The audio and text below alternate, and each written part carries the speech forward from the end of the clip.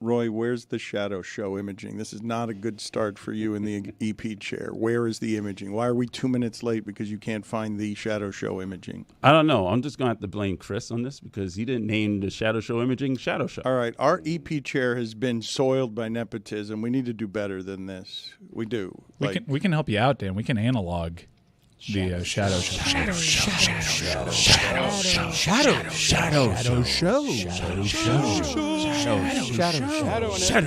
Shadowing it. That's much better. Roy is in the EP chair today, and Izzy, I'm grateful that you are here today and that Tony and Jess are here today because they will help me, I hope, manage a situation that has gotten totally away. I take this as a hint from me over the last few years. Well, you're at the center, the literal center of what I wanted to talk about today, which, just like in politics, where the center has moved so much that by standing in the same place, I'm far left, even though I'm just I've been on the left and the center's moved away from me. Radical left, Dan. This shows Heat allegiances has gotten so crazy, Izzy, that what used to be Mike Ryan as obnoxious Heat fan then turned into Parakeet Cortez as obnoxious Heat media fan, and now Jeremy's out to sea. Me? With his defenses of the Miami Heat at every turn. When, if I were to say to you, Izzy, how can the Heat season start the worst possible way? Dedicate the court to Riley as Jimmy Butler doesn't feel like talking to the media or playing very much from what it is that I witnessed. In terms of game one, how do you have the worst possible game after Pat Riley told you to shut up if you're not playing and Jimmy Butler comes out and you want to see not playing? It wasn't even just that. Dwayne Wade was in the building. Jimmy never struggles when Dwayne Wade's in the building. There were other Heat luminaries in the building, and the two superstars just went wah-wah. Roy, as EP, I want you to get me alarm imaging, sounds, bells, whistles, as Jessica and Tony and Izzy try to explain to us why it is they're going to spend the entire season laughing at the Miami Heat.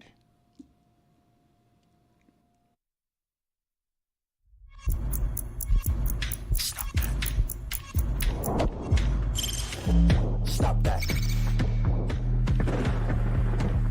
Stop that. Stop that. I hear him chatting the noise, move too quick, can't stop for the talking. I hear him walking, just too sharp with the prize. White girls let it tell me I'm awesome, yeah.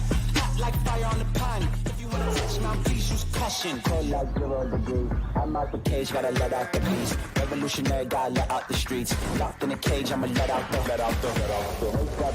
sheets. We can't go on, man, forget my peace. You take the west, I'll take on the east. I'ma put them in the cage, never let out the. I hear him chat to the noise, move too quick, can't stop for the talking. I hear him chat with the boys, not so tough, but man's keep walking, yeah. Just too sharp with the prize, like girls, let it tell me I'm awesome, yeah. Hot like fire on the pan. If you wanna touch my please use caution. Stop that. Stop that. Stop that. Izzy, I don't want to overreact without perspective off of a single game. Okay. I don't want to, okay? But what I'm about to say, you tell me if you didn't feel it at least slightly yesterday. Roy, can you give me some overly alarming imaging of any sort that you have back there? Yeah. Do something with the lights in here. Yes. You know, we could never do this if we were on traditional radio. This is an FCC violation. I remember one time Gary Blau wanted to kill me for doing this. I think ESPN got fined for this recently. Wow. Should we tell people not to panic? I think it's funnier that Roy probably didn't know any of that and may have just stepped into a second early EP mistake of playing. You got lucky on playing a sound we're not allowed to play as an alarm sound. You got lucky, right? Completely forgot about Gary Blau. Okay. Dan is a 20-year seasoned veteran of this game. To be honest, he's the one that called for it. I called for alarming sounds. I didn't call for these alarming sounds. Roy picked the most hockey goal-sounding alarming sound in the audio library as well. Okay, but you guys, I don't think, are going to disagree with this creeping feeling that happened last night. This just feels like regular show. There's always alarms going off on this show. That's true. Fire drills. What is an alarming sound that isn't an alarm? Just so we're clear the next time when you call for one. Like my phone when it rings in the morning to wake me up. Yeah, that's a good one. Yeah, thank you. That's called a radar, Dan. Well, I've got a number of different sounds. It's not just radar is one of them, is it not? I've got dozens of possibilities. I've got a bit of tinkling. There's a tinkling sound. A wind chime? That's less alarming. I've got one for whenever you email us at 3:30 a.m. Which is often. What I'm going to say right now, I believe to be true as a creeping feeling, and oh my God, it is not a creeping feeling that I have had since Pat Riley got here to have a court dedicated for him. I can't believe what I'm about to say. Oh, boy. Did the Orlando Magic pass them too in the Eastern Conference? Yeah, they did last year. Feels that way. Yeah. No, have they passed them? I'm not talking about 1 year where you're like, oh. A one-year division title outlier? Like I'm talking about past them for real. Like, oh, they got the young team that plays defense. Yeah, I got looked at kind of funny when I mentioned when we sorry. were talking about all the teams. I looked at kind of funny every day. But when we went through the teams in the Eastern Conference that all improved in the offseason, that are clearly better than the Heat, no one invoked the Magic. And the Magic added some role players, but traditionally... Except for Kevin Clark. Correct me if I'm wrong, Izzy, but young teams that creep into the playoffs in the fashion that they did, they typically don't slide back. They usually continue ascending. They normally do, and if you're going by that premise, you could say the Indiana Pacers are similar, right? They could probably make a leap there. What I'll say about Orlando is they already had the great defense in the Eastern Conference last year, and they added KCP, so it should be better. I think, to Dan's point, Paolo Banchero is effectively, to me, Jimmy Butler 2.0. A little bigger, a little stronger, defends like crazy, not afraid to shoot it from deep. You put those elements together, and it's just like, yeah, they have passed them. Okay. Because the Heat is supposed to answer that with more three-point shooting and depth, but it didn't look like they could do that yesterday. This is one of the creeping things that sort of made me, look askew at you're watching Pat Riley literally age in remembrance of legacy in a way that makes him speak at halftime. The game is close at halftime, but what happens in the second half? He's talking about Banchero and what he represents to them. Clearly, they're one star as the Heat are in transition. Like, oh, Jimmy is the star, but does he really want to be here? How much more of this mileage can there be on those legs? We've seen deterioration, and this part, to me, is super interesting. At the end in Cleveland, the Cavs thought, even though LeBron was putting up a triple-double in the playoffs before being extinguished by the Celtics, Cavs felt, oh, he quit, while statistically putting up a triple-double in the final game. He's quitting. He doesn't care that much. It looks like quitting when you lose, but he was frustrated going up against Boston. He changes the way he does things, builds a new team. The last year in Miami, the Heat organization in those finals against the Spurs, while LeBron put up huge numbers in the finals, are like, he's not trying as hard as he was. He's not working this the way that he was. To the human eye, to you and me, not in statistics, would you and I recognize if Jimmy Butler, could he be good enough at basketball to put up decent stat lines that get him to a new contract, but also frustrate people in-house because he's not happy with what his situation is, and we all know that this is going to end badly whenever it ends badly. It's strange to even make a guess on that because you're assuming Jimmy Butler's top motivation is the next contract, which I understand a lot of people would say, of course, that's his top motivation. But isn't it legacy? You don't think Jimmy Butler wants to not be that guy who came in and almost won it? I think Jimmy Butler not only wants legacy, but this is what he chose. He's not going to go somewhere else to do this. He's not going to go to Sacramento and say, hey, let me win one over there. He wants to do it here, and he believes in his heart, I believe, that will result in the new contract. And for fear of putting too much spin on this, it was just one game, etc. But this is a Miami Heat offense that's trying something new. And that game felt very unnatural yesterday. The mid-range was absolutely absent. It was like a jail. You couldn't go in there. Orlando has no confusion about where they're going for their offense. Correct. I'm not comparing them. I do think at the moment Orlando has passed them. What I'm saying is you're correct. Miami is in a transition in that their offense is literally in a transition. They're working on something different. Bam said after the game, Jimmy and I have to find our place to be aggressive here. You could tell by watching it, it didn't feel like natural basketball. It was either three-pointers or the rim and nothing else. And I know that's what the game is now, but that's what people complain about when they watch the game now. Yeah, what you just mentioned about Bam saying that he felt like he was needing to just make the right play in a new offense. It's almost like in football, if they hire a new offensive coordinator and we're looking at the first 10 minutes of the first quarter of the first game and making assessments on that offense. But in the first half, the offense looked great in terms of moving the ball, player movement, body movement. The issue really for them was defensively, and that's going to be an issue all season long. Their personnel is not the same as it's been in years past, and so I mentioned it in that silly preseason top 5 last week that they were averaging 15 steals a game, and that meant something. Jess, what happened? Jeremy, I'm going to ask you to leave right now. What? I'm Oh, gonna ask you to wait, leave, Izzy, Jeremy. that was my joke. I wanted to make fun of the power of friendship first, and you stole it from me. Does Dan get the power of friendship or no? They didn't do it on air. It was a private thing that they were doing amongst each other there. There's often private shows going on around here that are better than the real show. I wish it were the public show.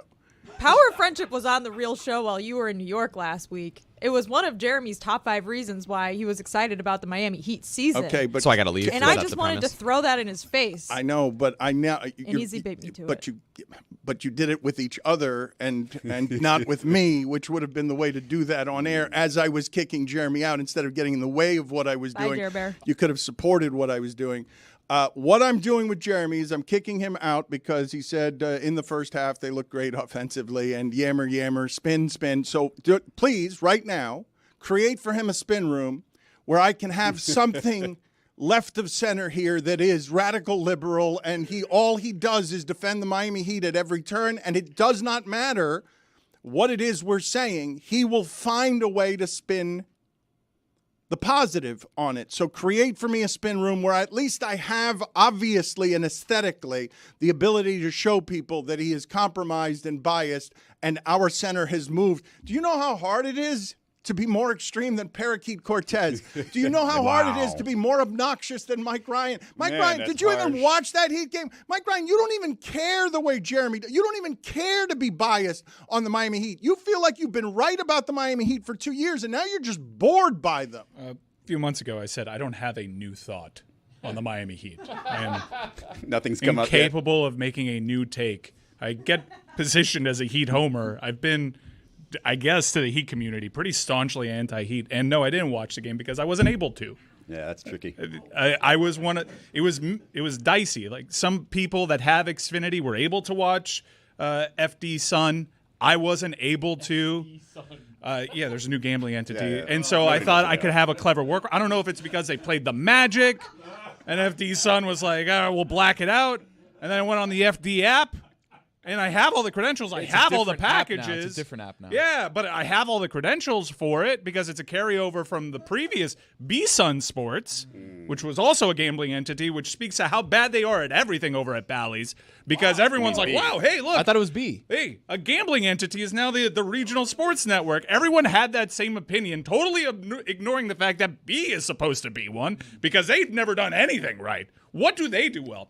Anyways, I wasn't able to watch it. I tried for 25 minutes, and I realized I don't actually care this much. Wow. So I'm going to stop, and maybe the next game that's not against another team from the state of Florida, I can watch. If I can't, then I may pull a call into Xfinity. But no, I wasn't able to watch. I did bet the Magic, though, and won. I will tell everybody here that if he had been watching, he's been warning you of I will hate the Heat from there for about, I don't know, when was it that they traded for Terry Rozier? Because that was the game last night that Mike is worried about, which is Bam and Jimmy Butler don't do anything. Like that is as bad as both of them can be statistically on the court at the same time. Like they can't be worse than that. There can't be a worse game that the two of them have played that many minutes and been that useless in the game. And then Terry Rozier is doing an inefficient 5 for 15. That's the game Mike Ryan has feared for a while. But I wanted to talk because Jessica and Tony are laughing at you, Mike, and I'm really concerned about this. in the streaming age, as they bleep with the customers and make things super confusing, because this is not something you can change. People are used to getting this stuff the way they've gotten it, and you're really going to test some sports consumer customer allegiances if you don't give people the way to find the games. If Mike Ryan is having trouble at this, what do you think it's going to look like for me soon when I start going through things and I cannot find the game when Mike Ryan's supposed to be? It's always, hey, Mike, fix this for me. Well, it's just going to get more expensive. Dude, it's plenty expensive for me. Not to look at me, Louie, but I pay several hundreds of dollars to watch sports. And you make these. I did this recently for the Panthers. I downloaded something called Panthers Plus, and I was like, okay, if this is going to keep me from having to sign into my sister's Fubo account every time, I will pay $70 for this. And I'm pretty sure I paid twice, because the first time I paid, logged in, and I went back, and it was like, oh, you still don't have anything. And there's $70 just for Panthers games. I don't think you actually need Panthers Plus. Really? I don't need it. I'm a Panther fan. I watch every Panther game. I got YouTube TV. I can't watch them. They're on the Spelling Bee network now, and I'm able to watch them. Mike, it was really easy for me. So I went to my Fire Stick TV and I said FD, right? And then it popped up, and then I clicked it, and then I clicked in like the Wait credentials. a second, that sounds one of those illegal Tony, states. and then I appreciate it you walking me through this. I do all those things. I spoke into my remote FD, and it's like, all right, here's FD. Download it, and then I click downloaded it. FD, and it's like, you need a subscription for this. I'm like, I'm pretty sure I watched their preseason game a few days ago on FD. Oh yeah, well it wasn't. It was B then. See, that's the thing. The crossover from B to FD okay. is the difference. So I put it in the group chat. That's not the spelling bee. No, that's a different. No, So A and B and D are not the spelling bee. Yeah. There's spelling bee, there's B, and then there's FD. So, not to toot my own horn here, but I know my way around this tech, okay? So I put it in the group chat, hey, is anyone else having an issue? And other people that had the same service that I had Do you have a didn't TV have an group issue. chat, or was it specifically No, an it's NBA group chat? it's a catch-all one that It you was can the talk shit hoops. chat. No, it wasn't the shit chat, and we use Wait, S. I have a question. Is FD a regional network? So is it It's FDR? all regional networks. They're all the Bs are now FDs. Right. So I put it in the group chat, hey, is anybody else who has Xfinity, does anyone else have this issue? Some of them said yes. Some of them said no. I put it out on social media. Some of those people didn't have an issue. You didn't text me. Buddy, I'm good. Tony, you say you're good, Mike. I watched Mike, it. Mike, I watched the entire Mike, thing. You say you're good, and I understand you are good at being condescending, and everyone here is good at condescending Tony. But I believe Tony, generationally from Cubans from another time, knows how to jerry-rig all his equipment, so he's getting all the games, and he's I'm paying good. less than anybody. That is true. I pay like $40 a My month. favorite part about watching maybe Heat illegal. games, If that. My favorite part about watching Heat games on Fubo TV, which again is not mine, it's my sister's, is that other family members also sign in, and when it says a streaming limit, it says continue watching or watch something else. I continue. I kick all the other family members off, and I send a family group chat. Please, I'm watching the Heat game. Get the hell off the Izzy's TV. old school Latin of 7 relatives in a house sharing a password. Tony's new school, no, we've mastered the game. I know how to get all of this stuff for $9. And the FBI shut down one of the sites, but we moved and we made a better site, Dan. I have Don't just say a, that so a loudly. clarifying I didn't say anything. question. They're talking about FDs and Bs and all that. I'm doing my own thing. Regarding the FD, if I had hypothetically wanted to watch the Heat, which I did not, I was watching Good the for you. Liberty Kennesaw State game last night. Banger. Hypothetically, how would I get it if I have YouTube TV? I can't watch You the can't Heat watch at on all? because I also have YouTube TV. I have a lot That's of crazy. I have a lot of things. Yeah, during the football season, I treat myself. I'm like, one of the TVs could use a multi-screen, so I do that. Even though I already have 3 screens, I have a very impressive living. Can I tell you an old man move that happened to me? I didn't realize that my NFL Sunday ticket was on auto renew. I was like, I'm definitely going to take a year off of this because I hear the prices are crazy. Too late. Already renewed. That's how they get you. It is. So I canvass on social media, and some people said I'm having the same issue with Xfinity. Other Xfinity customers were like, I'm able to watch it. So, okay, weird luck of the draw. But universally, everyone thinks that app is trash. That app is if you look in the App Store, it's rated 1.5 stars. And it had been, and that's not just an FD thing. That was a B thing. Yeah.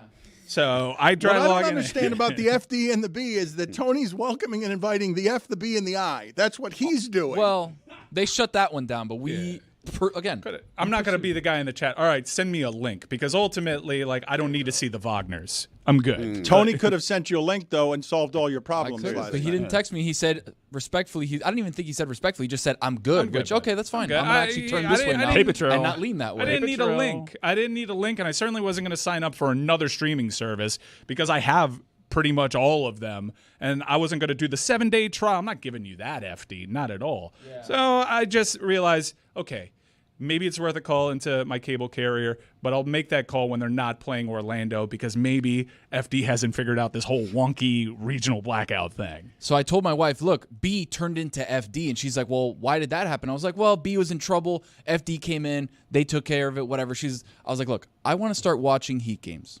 I'm making a promise to myself as a new father. Yeah, because I usually tune in towards the playoffs, and then we start ramping why up. this season? I thought you This knew feels both. like the I worst do, time but I to just do don't it. watch the Heat. So I was like, you know what? I'm gonna really lock in. I'm gonna start watching these games For your child or for you? for me. Okay. How you positioned it, that But you were I'm doing a selfless act to make yourself a better Of father. fatherhood. You're watching this Heat season when they're worse than the Orlando Power Magic. friendship, Dan. As a new father, there's things that I want to be consistent with, right? Taking care of a daughter, watching the Heat, like there's Watching things. frustrating basketball. Right, is there's things a in heck my of a choice. life Terry Rozier. as frustrating Terry things Rozier happen, will I want prepare to you add for a more frustrating life of parenthood. frustration. Exactly. So I was like, look, babe, I'm gonna start really locking down, watching these Heat games. Okay, she's like, okay, good. I'm like, once the baby's born, I'm gonna go on paternity leave, but then I'm gonna come back. I'm gonna be ready. We got the NBA full swing, blah blah blah.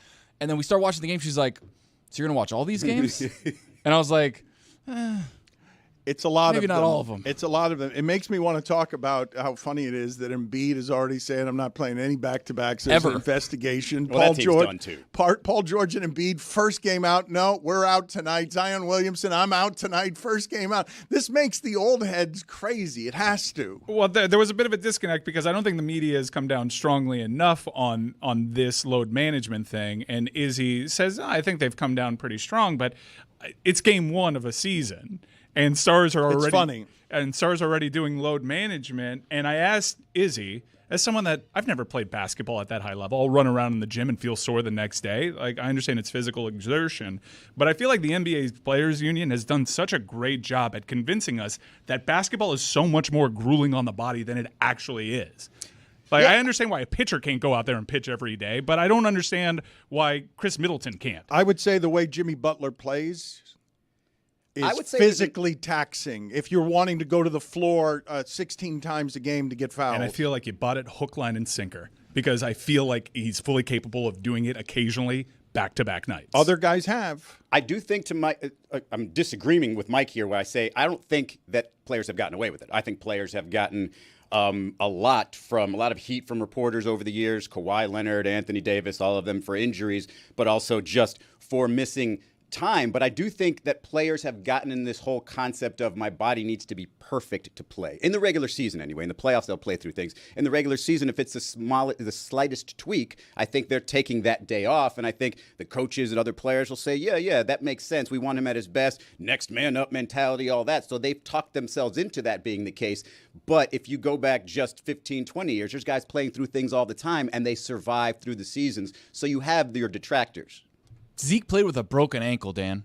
Okay? Oh, I'm not. Larry Bird was on the floor for 90% of his career. Look, speaking of old heads, because this is a plague on the NBA. This has been super interesting to watch. The NBA has gotten to be an international sport and bigger than baseball because it does such a good job of making its stars, and now they're upset when their stars behave like stars. Like, this has been an entitlement passed down. Yes, of course, Michael Jordan played all the games. They all played 82 games during a season. But now you've got the former president of the United States looking at Halliburton and saying, you bums today. Like, looking straight in his face. You guys need to try. Like, stop. Look, man, this is the strongest stance I've ever seen Obama take. Can I say something, though? Y'all got to have a little more pride in that All-Star game. I mean, look, it's not as if y'all don't play pickup during the summers. Right. You know how to play in a way that, all right, I'm not going to hurt anybody. I'm not going to take anybody out. That All-Star game's, it's broke, man. Well, I agree. mean, like, people just, not running. Everybody just trying all kinds of Well, I'm not. It used to be when Kobe and Michael and Isaiah, those guys were playing, man. I mean, they weren't playing the way they did regular season, but they wanted to win. This sounds like a conversation with my pops right now. He's giving me the same speech. It insults the game. Rack 'em. That sounded like a segment from your show the other day when Amin just wanted to be Barack Obama and talked over you all the time. Tyrese Halliburton was not getting a chance to talk. The president was not done. To that point, Halliburton shot like 4 shots from half court during the All-Star game. He's not wrong. He's not wrong. Well, what's happening in the sport is super interesting to me because, of course, this is what it's wrought. It's the only time I've ever seen Halliburton struggle to get a shot off. He was, I'd like to play that again comedically just so that you can listen to the comedic perfection in Obama was, oh, Halliburton, you think you're a star? No, I'm going to get this opinion off. You're not going to say anything here. Can I say something, though? Y'all got to have a little more pride in that All-Star game. I mean, look, it's not as if y'all don't play pickup during the summers. Right. You know how to play in a way that, all right, I'm not going to hurt anybody. I'm not going to take anybody out. That All-Star game's, it's broke, man. Well, I agree. mean, like people just like not running. Everybody just trying all kinds of. Well, I'm not. It used to be when Kobe and Michael and Isaiah, those guys were playing, man. I mean, they weren't playing the way they did regular season, but they wanted to win. This sounds like a conversation with my pops right now. He's giving me the same speech. It insults the game. That was depoy level defense from Barack Obama. I want to ask all of you, does it not make sense to you that the social media generation of star in this game would get lectured by Obama and be like, no, I don't have to play this like daddy and granddaddy did. I'm getting my money. It's guaranteed. Embiid's telling you now, no more backs-to-backs. The rest of my career, I'm out. Like, he's being investigated for this. Silver's got to beg these players to try their hardest and risk injury during the regular season because they've made the regular season not matter. Right. Isn't that sort of the argument that everyone would complain if the Stars weren't playing in the playoffs, and that load management is a way to hopefully mitigate some injuries during the regular season so that doesn't happen? I'm not sure what the solution to this is, but I saw a graph that said if with the new TV deal, the way these salaries are going, in 10 years, the max salary is going to be at $120 million a year. I'd try to stay healthy, too.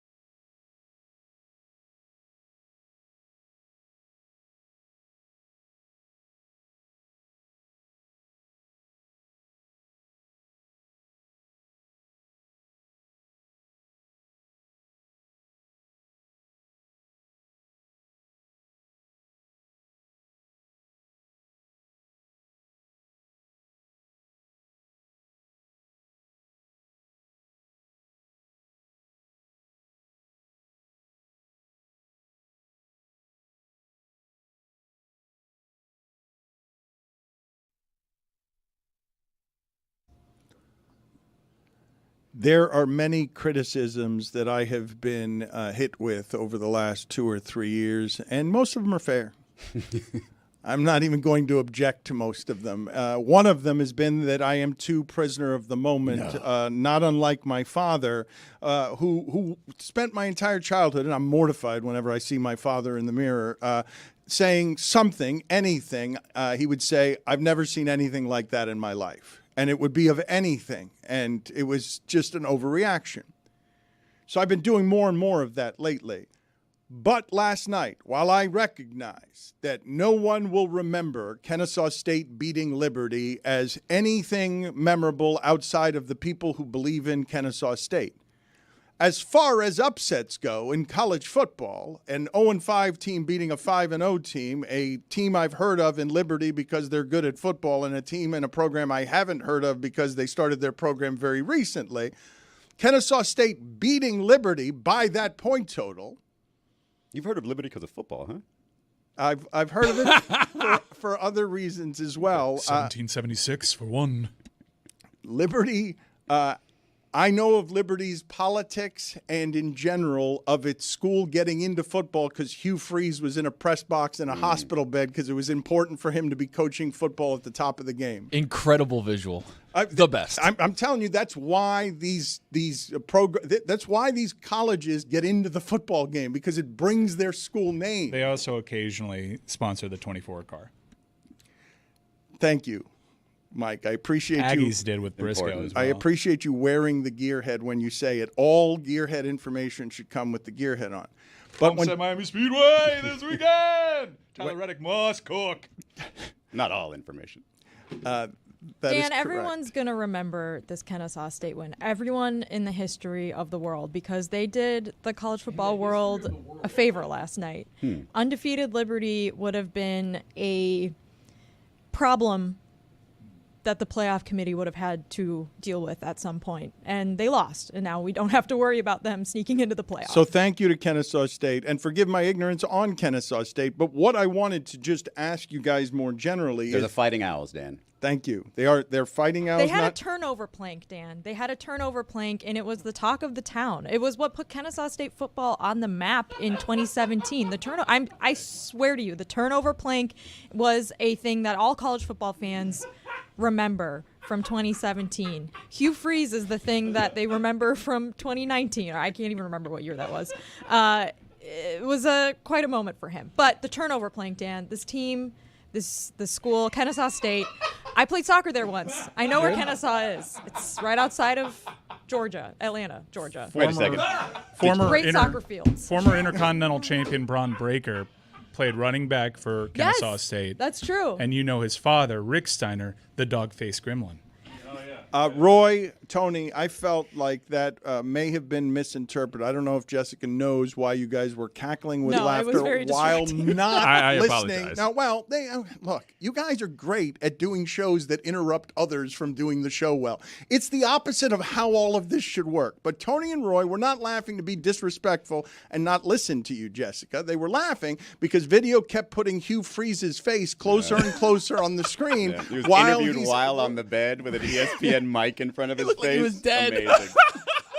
So nobody was listening to what you were saying in here because they were distracted by the visuals.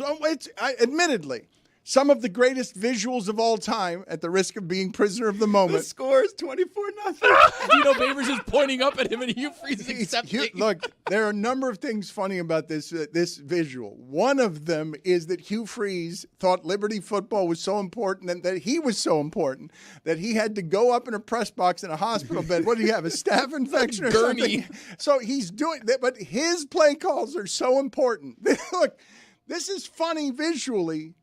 Just because, of course, hospital bed football game, it's not that important, coach. But when you then see the score of the coach on the field is saying, way to go, Hugh, you're the toughest, and pointing up to the sky, and Hugh has 0 points.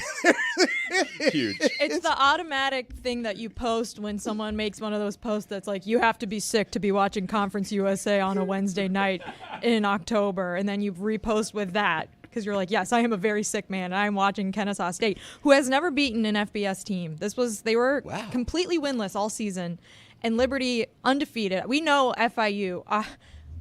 our precious FIU, Florida International. Did you University, go? our local You team. went The and saw traffic you to was support Billy? So bad, Dan. I stayed home, but they almost knocked off Liberty in overtime last week, and so we knew this Liberty team. I mean, Caden Salter's good. Don't get me wrong, and I will add, Liberty, they should have won this game. They penalized themselves out of winning this game. Like the penalties are what made them lose. They should.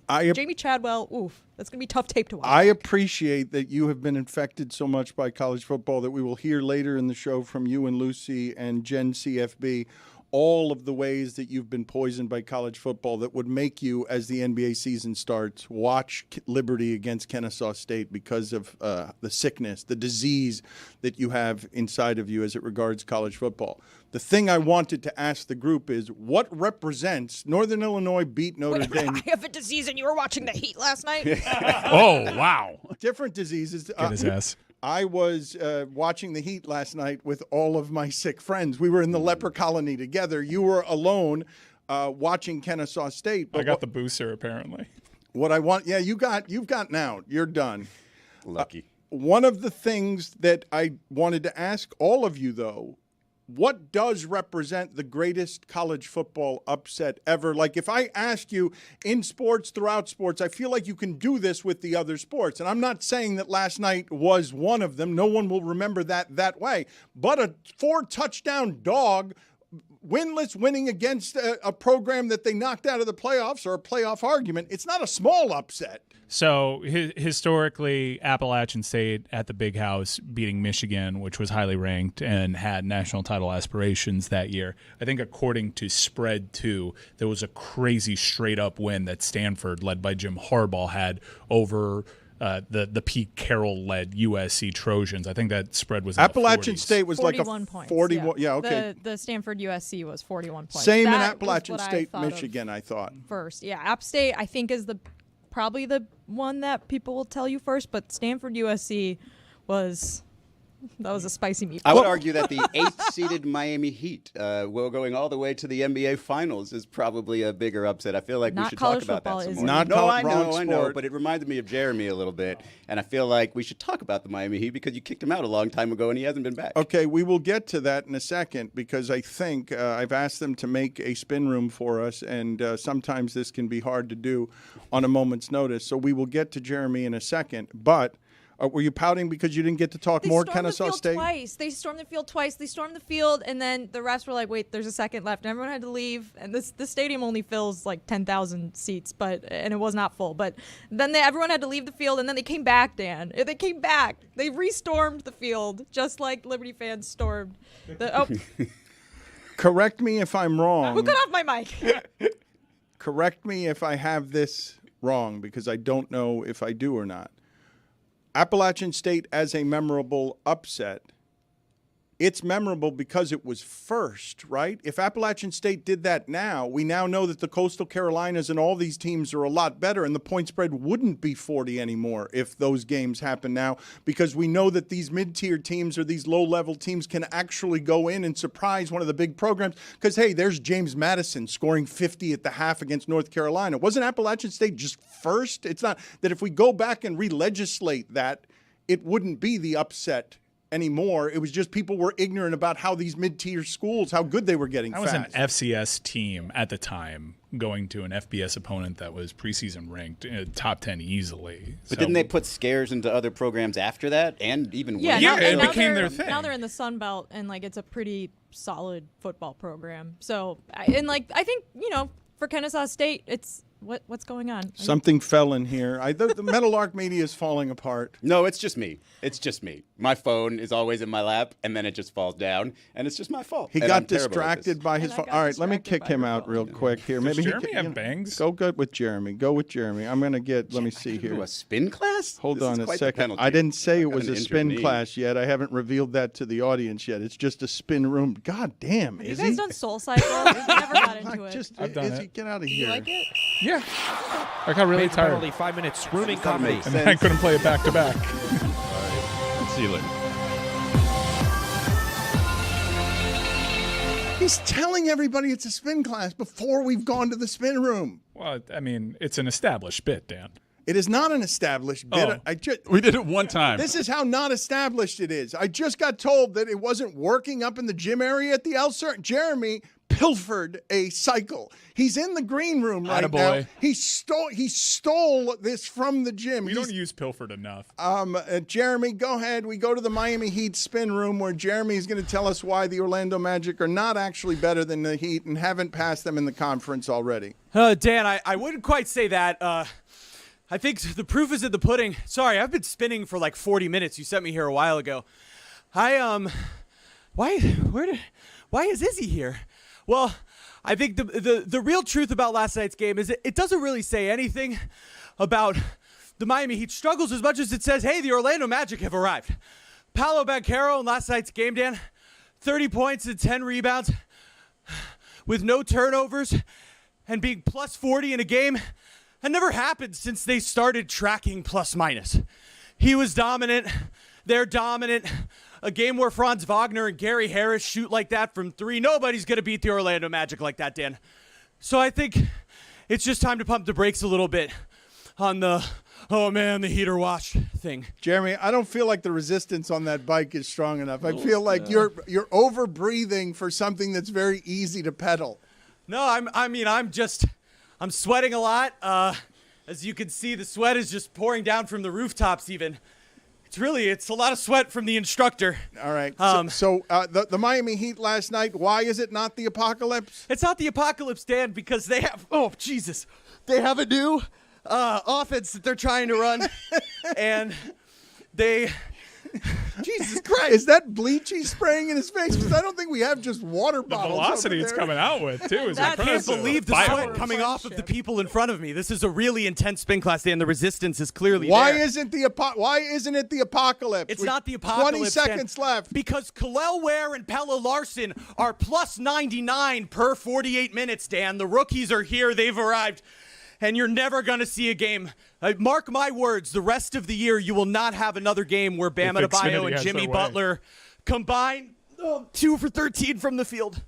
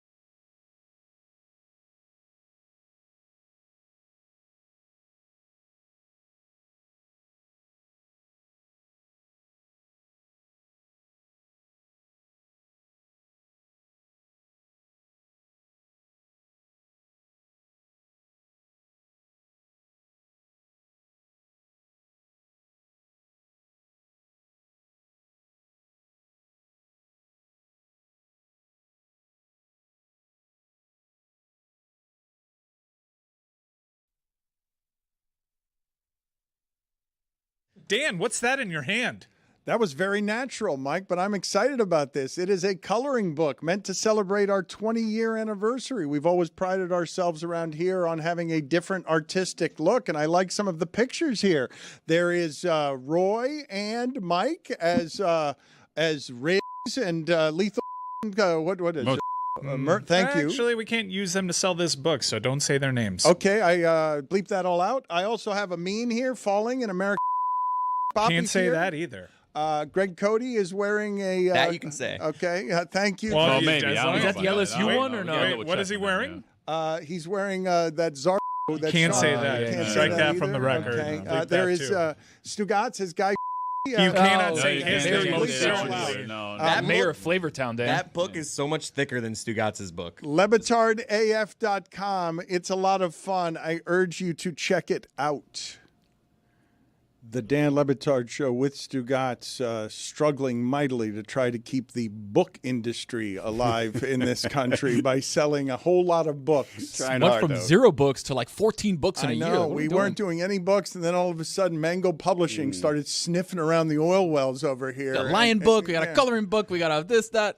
Dan, when are you going to write a book? It's an excellent question. The most I'm doing right now is coloring book is what I have for you. LeBatardAF.com. And forwards. I would have to leave what we're presently doing in order to do that. It's time consuming. Don't leave. If you could write a book about any topic, what would it be? It's the book I've been trying to write for 25 years that I will tell people about when I'm ready to have the burden of expectations of having to write it. Now, is it can you going to come be up- ready? Can you come Burden up of with a- It's a big expectation. Burden of word. Expectations Yeah. is a great book. Yeah, that's a good title. Can you give us a fake answer for the sake of the show? I moving have forward? pages all over the house that I've come back from a time when you would have pages to write on, as opposed to the pre-computer. It's all over the place. It's gone from house to house. There is a book. There's a smattering of a book. You have a manuscript. Well, no, but its pages are everywhere. Some are in Sci-fi? storage. It's not a manuscript. It's not a Were manuscript. you it the sci-fi? guy on the typewriter during Tua's press conference? That is a mystery we need to get to the bottom Izzy, of. you laugh, but I think that you started with something like couplers, like you're 10 years younger than me, but you are also pre-internet when you started this. Well, I knew that I was the young guy in the crew when I was a young reporter, when all the other reporters were calling their computer their machines. Oh, my machine. I was like, what are you talking about? There's been one thing that I've picked up from the oral history, and that is very clearly Dan does not know when the internet started. I feel like it was about 2004. Wow. No. What were you doing for 10 years? And we were talking about the heat, and he stopped short of the most recent episode. He's like, I'm not going to say it was pre-internet, but it was pretty close. I'm like, what? When I had a YouTube page. When did Facebook start? Doesn't it feels like pre-Twitter? When do you regard as the beginning of the internet? Because there's a famous clip of Bryant Gumbel on the Today Show, the most popular show in America, saying, "What is this internet thing?" And I think that's early 90s that show is existing. So what do you guys regard as the advent of the internet? Because I really do sort of think of it as whenever it is Twitter started. I know it's before that. Wow. Really? No, you've got mail. I know you have an AOL. I wasn't on email. Facebook and I wasn't on Instagram. Like I wasn't doing that When I stuff. was in high Internet school. pre-social media. You had an AIM. You had an AIM account. You were I should be welcomed saying with you pre-social got mail. media is what I should That's be what you should saying. be That's saying. what I should be saying. That's exactly 95? Thank you for the correction. Al Gore invented it. Yeah. But this is one of the ways that I age out. Here is another, and I am right about this. I will not be wrong about this. This is something I would say this has been my number one cause over the last 3 years and the cause that I am absolutely most right on. However, I sound like this person and I look like this person when I do it. I buy some strawberries and I'm offering exactly the right amount of money here. So you people take that money and I will take my strawberries outside. If you want to, I pay by legal tender. No, don't break it off. Do not break it off. I paid by legal tender and I am going out with my strawberries. I paid my legal tender in this dystopian place. Guy in a wheelchair clapping. You want one, mate? Arrest him. I dare you. Take that to arrest. He paid my legal tender. You will take his coins and you will let him leave with his strawberries. The biggest life hack is having an English accent. Exactly. Because if that were a Southern accent, he'd sound crazy. Yeah, Dan started off by saying, I sound like that gentleman. You sound nothing like that gentleman. I don't care what he complains about. I'm on his side. Give that man his strawberries. You know how crazy you would sound if you were trying to barge through automatic doors saying, I've paid my legal tender? I regret so much that I have not yelled that. For those of you not watching video here, and everything we just did is much better when supplemented not just by his accent, but the way that he looks and everything that's happening there. A man tried to pay for strawberries with coins. And they say, we don't take coins here. We do not want your coins. He threw them all on the table and then barged out of the grocery store. And he had the perfect sentence, which I wish to repeat over and over again. I regret that I have not made a public show of this and gotten arrested yelling, I've paid my legal tender, because this man is right. He's on the right side of history and the law. That's God-earned American money, and he should be able to spend it in a restaurant or a grocery store to get his goddamn strawberries. I don't know about God I'm earned, going but to it's buy definitely. some strawberries, and I'm offering exactly the right amount of money here. So you people take that money, and I will take my strawberries outside. If you want to, I paid by legal tender. No, don't break it down. I paid by legal tender, and I am going out with my strawberries. The ovation he gets from the dude in the wheelchair. In this dystopian place. You should be able to spend wherever you want. This is an absolute joke. You want one, mate? It's the perfect. Do you want one? Do you want one, mate? It's the perfect phrasing for that scenario, Dan, because it's legal tender. You're telling them you have to take this by law. Get me out of here. Absolutely right. And I am absolutely right. And in our cashless society, when you guys are going to give all the numbers over to Elon Musk and he's going to live on Mars with them, I will be down here on Earth, swallowed by flames and sea, with $1 in the air, shouting, I paid by legal tender. With my last dollar and my last breath, you will take my cash. You will not make me feel alone by having cash. I won't have an aversion to credit cards. Is there something? Do you not like them? It's not an aversion. It's the way that I've always done this, and I wish to be stubborn to the very end and stop with your wokeness. Do you not like rewards points? Something you can't get with cash. I like paying with cash. I like that baggage handlers at an airport, that I don't have to Venmo them, that they've lost their entire income because nobody gives them $10 anymore because nobody has $10 to give them. Tipping industry. Yeah. Huge blow. Oh, my God. Went to a cocktail reception, just got a drink. Why do you think that all service industry has gone to total shit? We used to give them money for their services. Do you know where I got a tip request from on the little screen there where you're paying? A mechanic. A mechanic was asking for a tip. You already ripped me off, buddy. You want more money? Exactly. I tip the mechanics. What? What? No, you Since don't. when? Yeah. They have a labor fee. My dad is not a manly man, and my dad always used to like fill his tires up because he had no idea how to do it. He would just drive up to an auto parts store or like a Jiffy Lube and be like, "Hey, can you put air in the tires? Here's like $2." I mean, that's not really going to a mechanic. That's just tipping a dude for free work. Like I've since stopped doing that and become a real man with a family of my own, paying legal tender. I feel like everyone, like every nail salon I go to, every hair place I go to, they all accept Venmo tips. I tipped someone $2 yesterday on Venmo. Are you doing much in the way of tipping valets that way? Because I don't think I've ever valeted my car. Wow. Yeah, really. I tip drivers if the very fancy hotel provides a shuttle. I anyone ask here for a tip QR. Uber drivers? Absolutely. Well, the app Yeah. within the app they allow you to do that, so that one's easy. It improves your rating. Back in my day, they paid him well enough where you didn't have to tip. That was the whole point of Uber. I don't have to tip Bait the and guy. switch, right? And it's a bait and switch. Bait now and it's like, switch. hey, here's 37%. I got to pay the guy $40 more than my actual ride. Like, what are we doing? They got us in the tent with no tips. Whenever And there's now they all live complain. music, Mike, somebody always has their Venmo thing right there, and I always make it a point to stand take the photo and stand there while I tip so everybody knows I'm tipping the performer. I'm not going to let those people with the dollar bills get away. Yeah, I'm not just doing this for them to enjoy the tip. No, it's I'm doing this so people recognize that I'm kind and polite. The better move is you go up and go to take a picture and then walk back and then never give the guy a buck. Yeah. And then people see, oh, this guy. That's what he's the doing. Stugotz. Stugotz has been pretending to be charitable. Venmos himself. The way that Stugotz does charity is, hey, does everyone see me doing charity? It's actual fraud. And then he walks away from that because it's what it is totally counterfeit. But he gets the credit without delving into his debit. He doesn't have to give any cash ever. You guys remember, most famously, I'd love to hear this in the oral history because as much as I've loved the oral history and hearing Mark Hackman again yesterday, with some people might not have context for what Mark Hackman was. There was a time in this show. Mike, what's the oral history reception been so far? Overwhelmingly positive. I haven't really seen a criticism from a listener. Just like our Michael Schmidt interview? That has been the polar opposite. The only praise that I've heard of that interview has really been inside of this room, which I think speaks to a larger disconnect.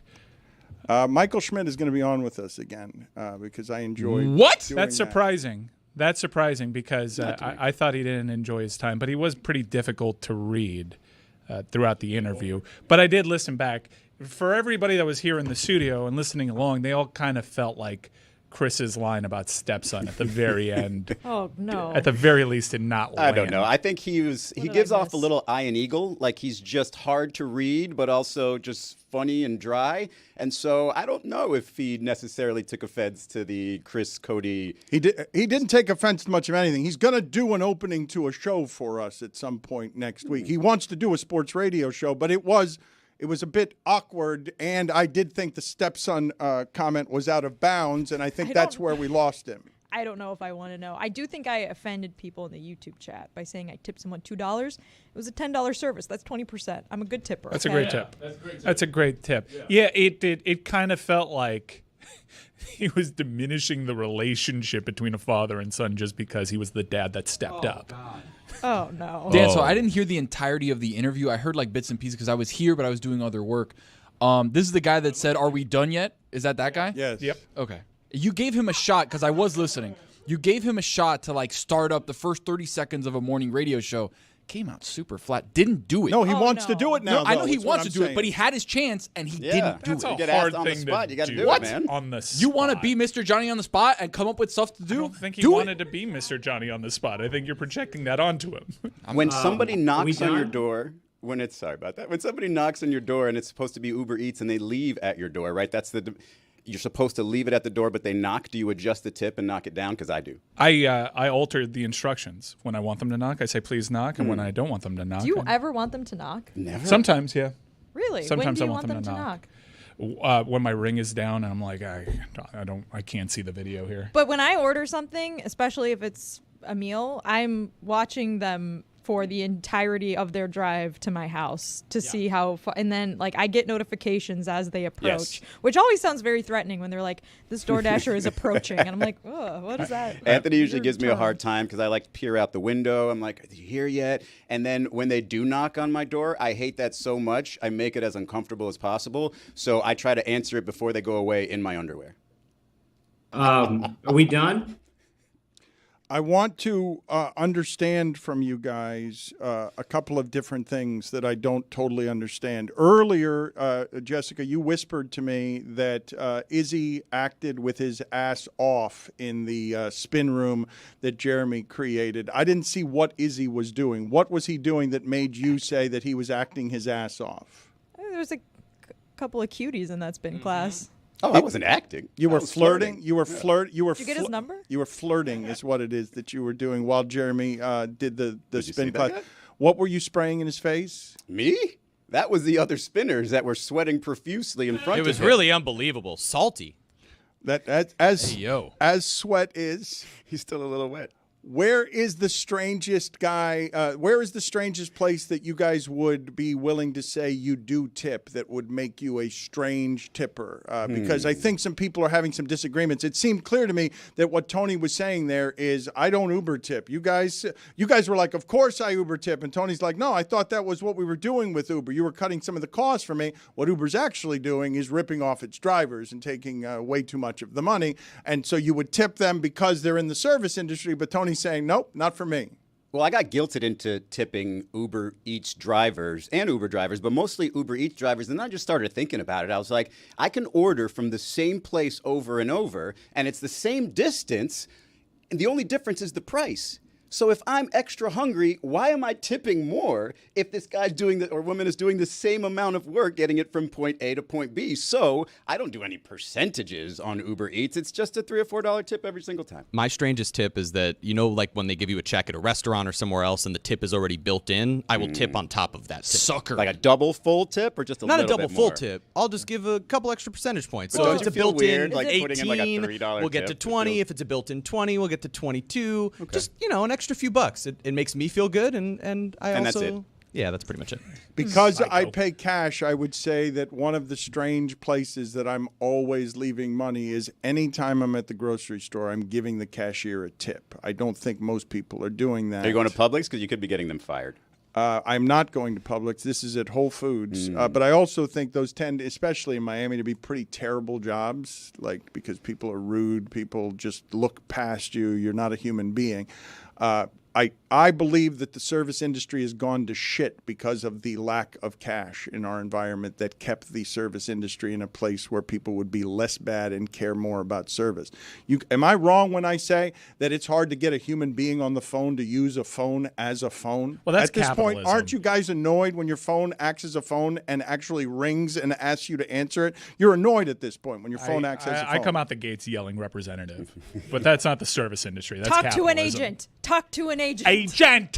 Agent. So, Dan, are you proclaiming that you are some sort of superhero because you are still carrying cash and saving our I economy? pay legal tender. Yeah. That would be my superhero slogan phrase. Work on the accent. I pay. Yes, the accent is better. I sound obnoxious instead of You should charming. try it. No, But Dan, strawberries are a nightshade. Do you eat those? you were close to getting me to do an impersonation there, Jeremy. I was but- so desperate for your British accent. Yes, I was I going to tried to do save it him. now, but yes, thank you for saving me. I don't eat very much in the way of strawberries. Good, Oh. because there's bugs in those things. And What? pesticides and a Oh, bunch of man. stuff that Wait, you do yeah, not that's why you use. wash them. Do you eat bananas? There's bugs in strawberries? Yeah, it's They gross. hide. Do you eat bananas? I do eat bananas. Those are strawberries. Where are the bugs? It's like in the little holes, and like Inside. if you actually wash it with a certain, I think it's vinegar and some sort of, you'll see Baking all the soda, too. disgustingness. I think it's baking soda. Yeah, you'll see all that stuff little come water. up. It takes forever. I think that's little why rinse. Tom We're Brady good. doesn't eat strawberries. I'm not gonna lie. I think that's the No, reason. I think it's an inflammation thing. It's a I think- pesticide thing that's too. because he's eating all those damn pests. You guys are just going to skip past Mike saying bananas are strawberries? I don't even know what that means. Okay, y'all just heard that and just kept it moving, decided to keep doing show, and you weren't stopped in your tracks by the idea that Mike just said bananas are strawberries? I Did gave any it a of you- pause, and Mike didn't. Did any of just- you hear that, understand it, what was happening there? Because he seems to think he's right, and the rest of us don't know what it even Dan, means. people have Like their a own set of bone on facts those now. ones. If that's Mike's facts, then those are his facts. Okay, so bananas are berries. Bananas are berries. Well, Mike, the other day you said that any boat with a bathroom in it is a yacht. So I'm Yeah. having trouble believing you these days. Well, you don't think that's true? Which was No. untrue. It's a size thing. Yeah, No, it's you gotta have. A guy told me, bro. Mike, you've been on my boat. Do you have a bathroom? Yeah. There's a room in the Congrats front. on and a your bucket. yacht. Wait, you have a bathroom in there? Yeah. You've been making me Nobody's swim the whole time. Of course I have. Nobody's ever using that. I had thing. my wiener out there twisting in the wind. I didn't know you had a bathroom in that thing. That was not true, by the way. That was happening when we got pulled over while I was peeing on the back of the boat, and literally twisting in the wind. Yeah, bananas are berries, Not but strawberries aren't berries. So I got it. But yeah, still shocking. You eat a banana, you're eating a berry. No, you were just wrong. I was wrong. That's why we moved on, Dan. But why would he say that? Well, that was an Uber fact on the old and finallys. Whenever Stugotz used to do sports centers. Certainly there are things like this that are correct. Tomatoes are fruits, correct? Yes, and Yes. bananas are berries. No. That's true. Bananas are berries. Strawberries aren't berries. Still a shocking fact. Put it on the poll at Le Batard Show. Are bananas berries? at Le Batard Show, because I don't believe that that's a thing that people think is a fact. It's the internet, man. I don't know what to tell you. I don't think berries to me typically look like berries, not bananas. But even Austin Powers said a twig and 2 berries. He's not saying 3 berries.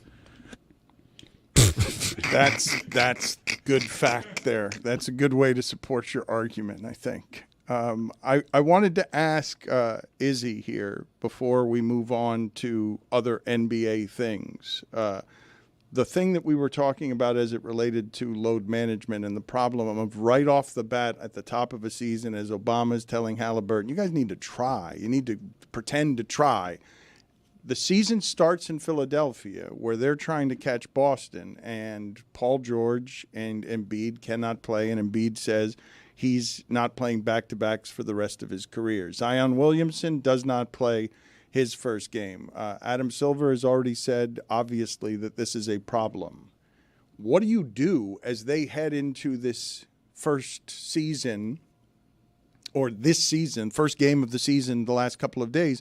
What do you do with the fact that already the conversation, one of the main conversations, is how hard are these people trying? Yeah. How much do they actually care? Well, I won't read too much into the Zion one. I feel like teams in the Western Conference in particular, because the conference is back to being really deep again, I don't think that they're taking regular season games off. I think if you look at the Eastern Conference specifically, there are 5 teams that you just kind of know are going to be terrible. And that leaves basically the rest of the Eastern Conference to at least be a play-in team. So you get yourself right at the end of the season. It doesn't matter what your seed is. You're going to trust that you're going to do okay. The problem I have with that is, if you're the Philadelphia 76ers, what example do you have of this ever working? I already know, okay, the Sixers, no matter how they treat Joel Embiid, there's a 90% chance in the postseason he is not going to be able to play like his normal self. You can probably put a 50, 60% chance of that on Paul George, who's also missing the season early after a hyperextension. And you're thinking, yeah, the 76ers are never going to get into a rhythm to be able to compete with the likes of the Celtics if they are healthy and doing well. So they kind of take the regular season and just, hey, I'll relax. When I can get it right, I'll rev up. And I think that's only possible because the bottom of the Eastern Conference is so bad that you have multiple teams that you don't have to worry about. I think that Jeremy thinks that the most interesting thing in the Eastern Conference is what's going to make it into the play-in game as a 10 seed. That's absolutely the most interesting NBA story this season. There's a chance, Dan, that a team loses 50 games and makes the playoffs. Mm-hmm. There's a strong chance, because if you look at the Eastern Conference, and on behalf of the show, I will not include the Heat in this group. So you take 7 teams that you know are good in the East when you look at the Celtics, Knicks, Bucks, Cavs, Magic, Pacers, and Sixers. Then you have the Heat and the Hawks, who are going to probably be filling out what would be 8 and 9 of those 9 teams. Who is 10th? The Bulls are terrible. The Nets are terrible. The Raptors, the Hornets, the Wizards, the Pistons. One of those teams I just named is going to be a playoff team this season. That is the best possible storyline for the NBA, is the chase for 10 with the worst teams in the league. Keep an eye on the Pistons this year. Keep a little eye on the Pistons this year. As a play-in team, just a little eye. Keep an eye. Cade Cunningham is special, Dan. No, I want you to keep an eye on Cade Cunningham and the Pistons. No, this he's year. not, says Izzy. No, he's not. I had this. I put this in the group chat last season. I said, Cade Cunningham, he's all right. He is not special. He doesn't have, I don't think he has the athleticism to be special. I don't think he has the shot making to be special. I think he's a good lead guard, might make an all-star game, but I don't think he is a number 1 on a team that's going to do much of anything. We'll see. Okay, that is the way to retort there. I also remember that once upon a time, this might be unsophisticated basketball analysis, but I remember once upon a time people were arguing that Tony Campbell was a special player because somebody had to lead the 9-win Timberwolves in scoring. I thought you switched to football there with that name. I do not even remember who that is. I remember a Timberwolf leading scorer, a terrible, do I have the name wrong? There was a Timberwolf. Kevin Martin? No, before that. Wasn't Bucket, by the way. Kevin Martin Came on was always Bucket. like in competition, be like a leading But whoever scorer. was the sleep on lead him. scorer for a terrible Timberwolves team almost got to 20 points a game inefficiently and fooled people into believing that he could be something somewhere just because someone on these bad teams in the NBA that team to 100 points the way they're playing basketball these days, shooting as many threes as they are. So people get fooled into thinking a number one on Houston or a number one, somebody who looks like a number one in Sacramento is an actual number one based Tony on what it Campbell. is. Dan was right. Wow. What was so Tony Campbell put up a season with the Timberwolves. This is shocking. More shocking than bananas being berries. No, but correct me if I'm wrong on this. Don't we do this all the time with the bad teams? Tone. Looter and a riot. A lot of people are saying, I hear a lot of people trying to sell me on the fact that Cade Cunningham is someone special because someone's got to be good on a bad NBA team. It's a battle of attrition, right? Like you look, that guy sucks, that guy sucks. This guy is somewhat good. He can lead this team to at least something, but he read all those teams and they're bad, right? Like he has an ability to score. I mean, he's not a great shooter, but he can get to the hole. Like he's good enough. But the Pistons were the worst team in the league last year, weren't they? Yeah, he didn't. I think he missed some games there. But if you look at Cade Cunningham and think, okay, he's a special player who can lead a team, what do you look at when you see LaMelo Ball, who's more explosive, more dynamic, has been in it for a few more years, has that desire to finally crack into the postseason? I see him as that guy who's going to break into probably the play-in and then just maybe have to win one game to get into the playoffs. Tony Campbell led the 19 Minnesota Timberwolves with 1,903 points. 23 points per game. Whoa. I wasn't a young boy at that time. How do I not know who this person is? Roy is the first person in sports history to announce a basketball player's scoring totals instead of average. I was doing the math. I was like, what is that? The internet wasn't even invented yet.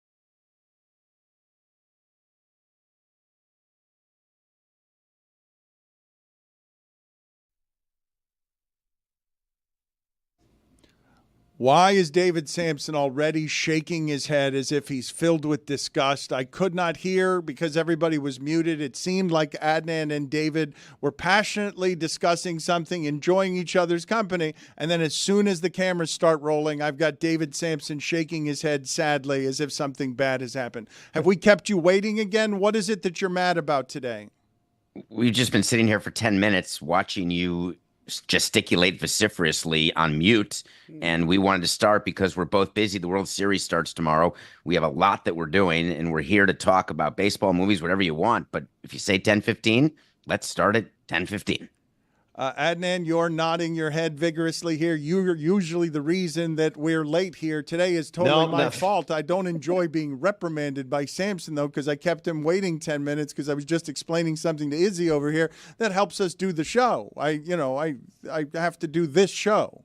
First off, we're not late usually because of me. It was one time, and David Samson was irate about that, which is why I was put in the penalty box. It's been 5 weeks since we've done this segment. The 3-minute man was upset. We've took care of it. This is on you, Le Batard. I'm with Samson 100%. 10 minutes of my time. You know how much time?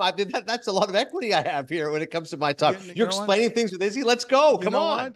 You know what? I stand corrected. These two people are at the center, at the epicenter of a very important time in baseball. They are authorities on the subject of baseball. We were talking about tipping.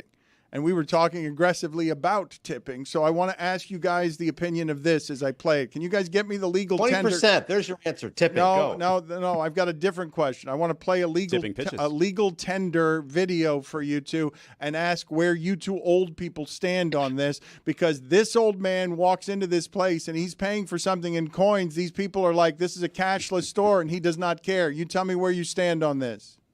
I'm going to buy some strawberries, and I'm offering exactly the right amount of money here. So you people take that money, and I will take my strawberries outside. I paid by legal tender. No, don't break the door. Do not break the door. No, don't. I paid by legal tender, and I am going out with my strawberries.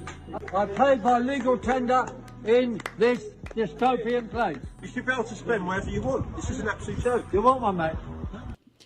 Where do you stand on this, Samson? Cash and cashless stores. If they don't take cash, you can't pay with cash. Now, I love cash and paying with cash. I still carry cash, but there are more and more places that don't take cash. David, why is it called legal tender? You have to take it, do you not? No, absolutely not. Absolutely not. Where's that written? That's not a rule. I want to say the Constitution, but I know I'm wrong. Businesses get to define currency however businesses want. Businesses get to decide how they get paid, and you can choose not to do business with them. You can't just walk in with pennies for strawberries. If they don't take cash, they don't take cash. Go buy your strawberries elsewhere. You have to laud this guy, David. He's a British Larry David. He's taking things to his own hands. He just wants his strawberries. I can appreciate the fact he was defiant about this and clearly aggrieved, because you and I know what it's like. We've been to stadiums and said, sorry, it's cashless only. Come on, I've got cash. Cash is king. I miss that bygone era. British Larry David, I think you're onto something there. David, how can you take up on behalf? Well, you always do. Like, you're always taking up on behalf of the business. This seems wrong. Take my cash. I'm just saying that you have the right to put whatever rules in place you want for whatever it is you're selling. You're not forcing someone to do business with you. I would never want to give up business. My view is I'll take anything anyone wants to give, from barter to cash to traveler's checks, because I'm trying to sell something. If you want to only take, it's like people who don't take Amex or Discovery. Right. Well, whatever. That's not smart, but that's the way you want to be. That's fine. Of course I'm taking the side of the company to decide, even if they're stupid. But it makes me think of that scene in Planes, Trains, and Automobiles. If Samson was in a situation like that, like John Candy and Steve Martin saying, I got $25 and a hell of a nice watch. And then John Candy says, I have $5 and a Casio watch. David, you're saying that if I brought like a bag of like dried kidney beans to Marlins Park, you would let me go in lieu of paying for a ticket with cash? Like I could, you said you would allow bartering. Bartering. So I would personally, but no, working on behalf of the Marlins, kidney beans was not one of our accepted forms of payment. I would be happy to discuss with you the value of the kidney beans. The Marlins should have taken anything of value they could have gotten. They were dried. You can keep them forever. You guys should have had dried kidney beans and resold them on eBay.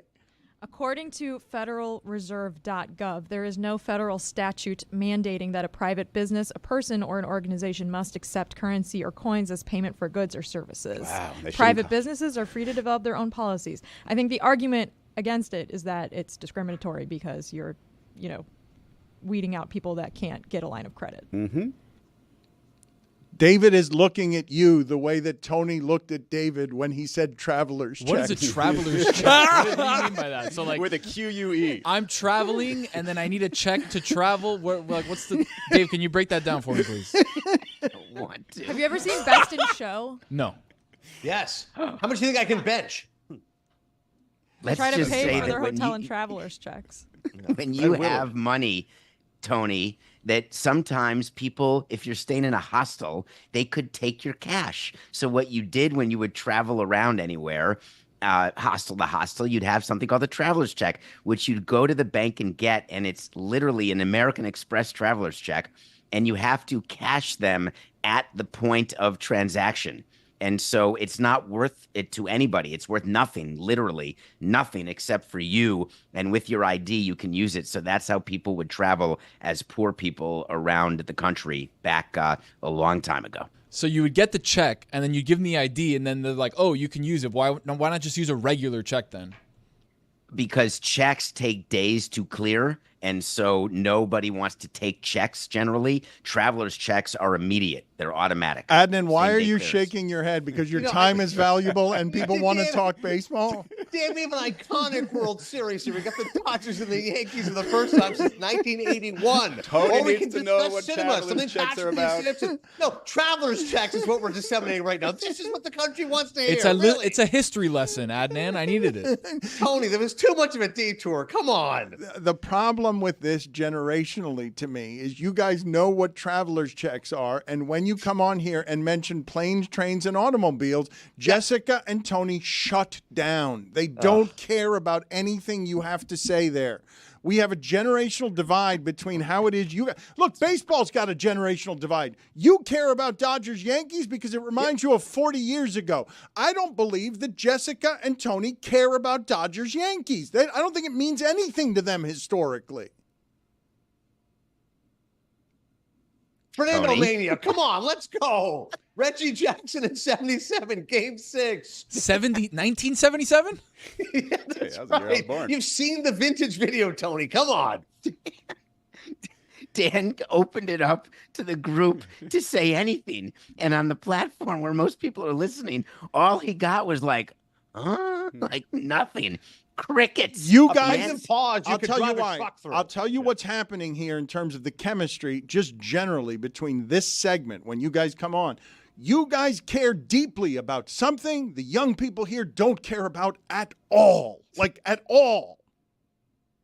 That's not true. Jeremy's into the baseball. Jeremy's very excited. The pitch clock, Yankees, Dodgers. Let's go, Jeremy. Take the floor. You Speak to explain. this young No, generation. Adnan, explain to people why they should care about this World Series more than any of the other World Series, because this is hearkening to a time there were 3 internets. It was actually, 3 networks, and it was actually pre-internet. These were the most important games in America when the Dodgers were playing the Yankees.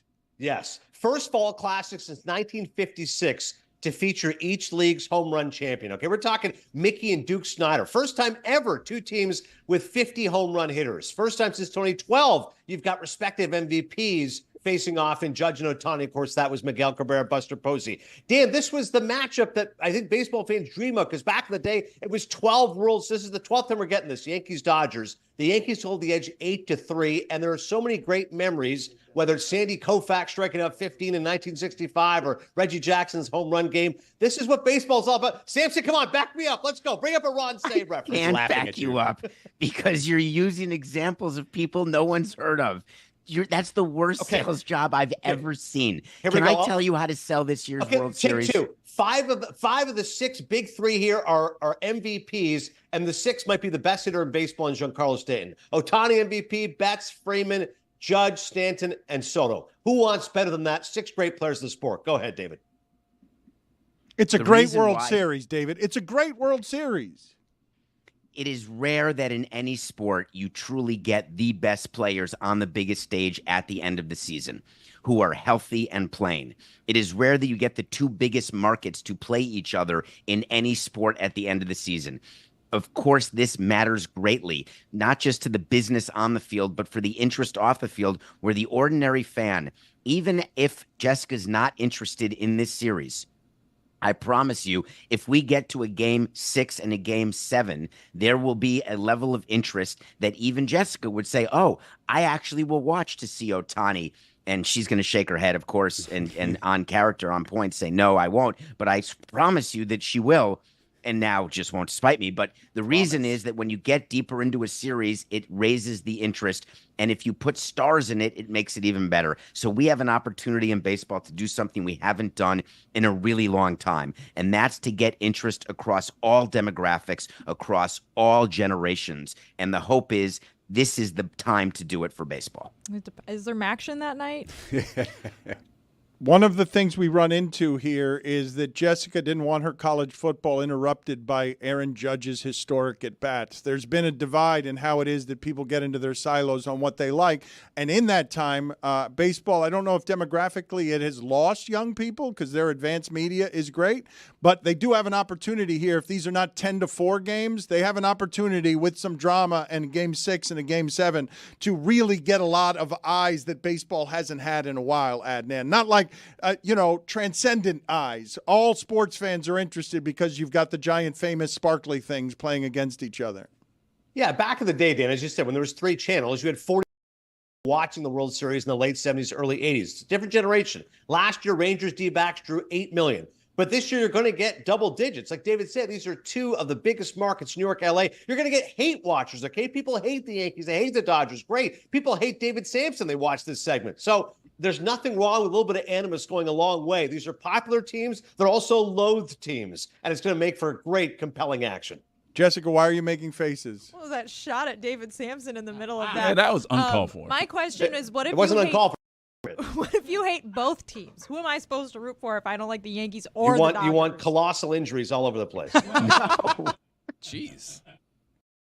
You're like Freddie Freeman's Hobbit. Let's see how bad this thing can Colossal injuries. That's not what we want to be doing here. Samson, you don't need to actually manufacture sales on this one. You're as excited for this as a baseball series since blank.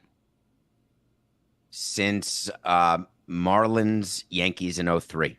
Only because you were involved, but just as a spectator that you're not involved in, this would be as perfect for baseball as anything could be. That since the Cubs in 16 and the Red Sox in 04. Because anytime you have a curse that's been broken or a big team that has not won in a long time, that generates a bunch of interest. So I would put those up there. But this one, the 2024, with Ohtani being in the playoffs for the first time and him having the type of year he's had with Stanton hot and Judge and Soto on the Yankees, there is no scenario under which you've had a more star-studded matchup that anyone can remember in their lifetime, assuming they're under 50 years old. If Ohtani was going full Shohei here and actually pitching in the series and hitting, then you got me. But I've seen 2 really good teams against each other before. But what you do have the chance of having in this series, okay, the way that Ohtani struck out Trout in that World Baseball Classic is so many cool storylines on Soto headed to free agency. They're going to have to pay him because he's the guy I fear most somehow, even though Aaron Judge is obviously a beast. And Ohtani has the chance to be better than like 3 legitimate baseball giants physically. Stanton, Judge, and I think Soto's like the best hitter, plate discipline you've seen since Ted Williams. He's got a chance to slay 3 giants in New York and be an international hero when he does it. Well, Ohtani already is that, Dan, and baseball put a lot of resources behind Ohtani in this postseason, a lot of money spent overseas, and it's paid off already with the interest that Japan has had in this World Series. And the Game 2 starter is another Japanese player who got $300 million, Yamamoto. And so there's just all sorts of interest across all the different countries. So you're going to see a lot of press releases coming out from New York and Major League Baseball about all of the increased interest and ratings and numbers, and there will be great spin, great positivity. Honestly, this series is, if you want to put it in another sports perspective, you take Steph's Warriors, you take LeBron's Heat or Cavs, you make them the Lakers and the Knicks, And that's what you have here for the World Series, because you have those markets and those level of teams and stars and transcendent stars that define a generation here in Ohtani and Judge, alongside multiple other MVPs and superstars. That's the comparison you can make, is those two teams going head to head, but it's New York and LA. Had to bring the Heat into it. Okay, I think I'm in. I think I'm in. I can't guarantee it. I can't guarantee Tony's it. in. But I think I'm Jeremy, in. let's go. I think I'm in. I'll watch. I did something right. I'm in too. When does it start? Tomorrow, right? Tomorrow. I got a thing. Yes. Wait. Saturday we got MMA too. Friday night is Rutgers at USC. Oh no, Rutgers, the Scarlet Knights. It's actually after, Jessica. It's a doubleheader, I believe. No, I believe think the they're World same Series time. goes into the Rutgers USC game. We're back. Jess is in. What is the single greatest storyline? Give me one and only one. You can only give me one storyline. Which is it? I'll give you Judge, Dan, because he has not performed well so far. He's hitting 161 in this postseason. It's a 704 OPS. That's league average. It's rare to say the Yankees are the underdogs, but I believe that they are. The Dodgers are favored to win this World Series, and Judge is yet to be judging. He's going to be a two-time MVP. He's a Rookie of the Year. He's a six-time All-Star, but he hasn't had a signature moment aside from that home run off Clase in Game 3. So if the Dodgers win, they probably should win. But if Aaron Judge doesn't step up, I think Yankee fans will be pretty upset. David?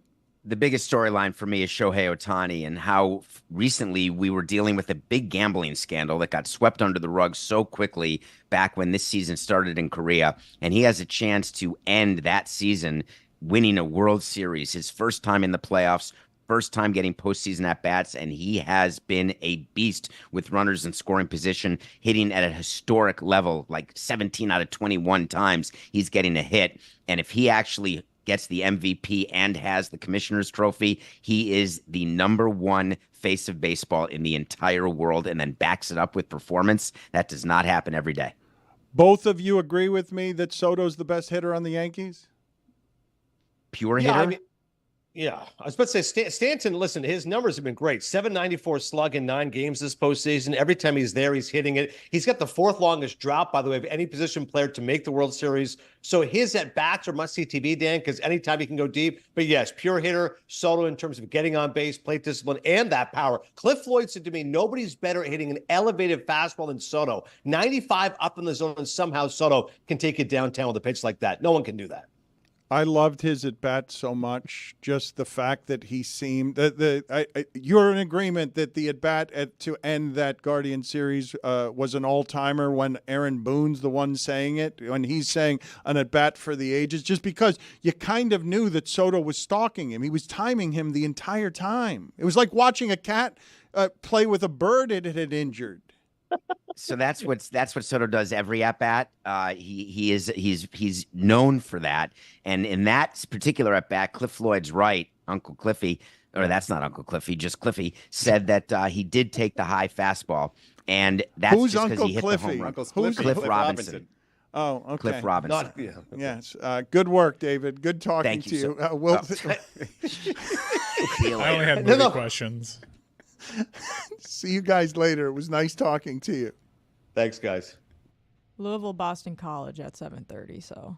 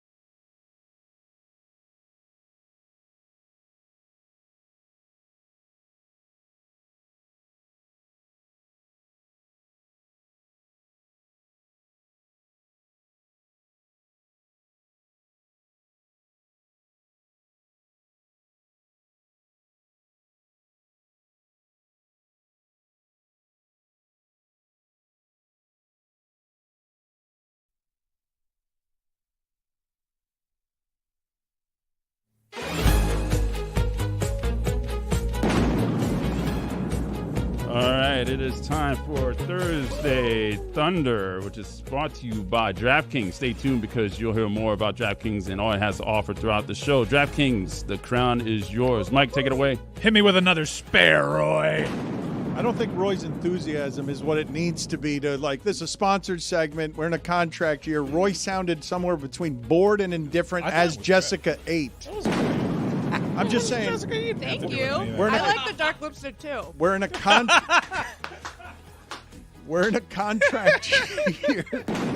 I think Dan gets that joke. Yeah, you got it. We're in a I shouldn't have broken character. We are in a contract year, and I need enthusiasm for these sponsored gambling segments. Thursday Thunder is brought to you by DraftKings. Stay tuned because you'll hear more about DraftKings and all it has to offer throughout the show. DraftKings, the crown is yours. Mike, take it away.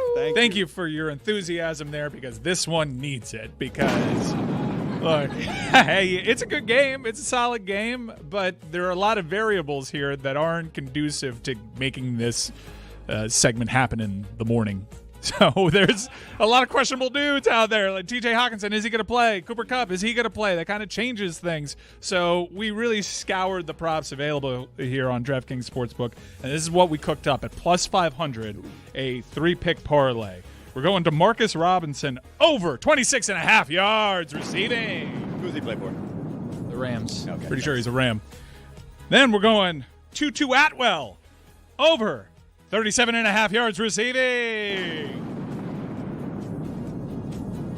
And to close this, I told you this is a doozy. Why are you laughing, Tony? Because it was hard. It was not, hard. Not only was it difficult, if Cooper Kupp does end up playing, and if Puka Nacua, who's also questionable, ends up playing, then we're kind of cooked. Kind of cooked.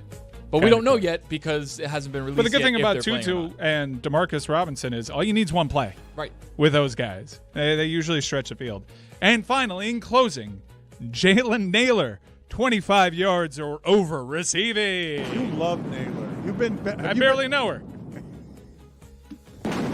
You've been betting Naylor all season. You love prop bets. It seems to me you've been doing well on prop bets. Been doing all right. The super followers have been eating. Not as well as Jess, but eating. Jessica looks like she has put together a very nice breakfast, lunch, healthy. Is there some avocado in there? There that seems is gluten-free. some salmon. Yes, that seems you've put together all the right combinations. I wanted gluten-free avocado. I wanted to ask. That's not the gluten-free part. The gluten-free bread is what she's doing there on the avocado toast. The thing that I wanted to ask you guys, because Izzy just knocked me. Izzy knocked me off of my center the moment that he decided to answer the door in his underwear. I don't understand why he's doing that. And so, like, can we tell people that I didn't actually answer any door here in my underwear? I just do that to the Uber Eats who knock on my door. You a boxer briefs guy or a briefs guy? Depends. It seems to me like You're the depends guy. Wow. Diapers. Option C. It seems to me like that should be a crime to answer the door in your underwear when an Uber driver is approaching. Not if you're put together like this guy. No, I think that makes it even more criminal, I would say, not less criminal. The thing that I wanted to ask you guys is this: are either of these things happening to you right now? Are you, and I don't know which one might be happening worse, are you getting inundated more by political texts that are just burying your phone, or invitations to join class action suits?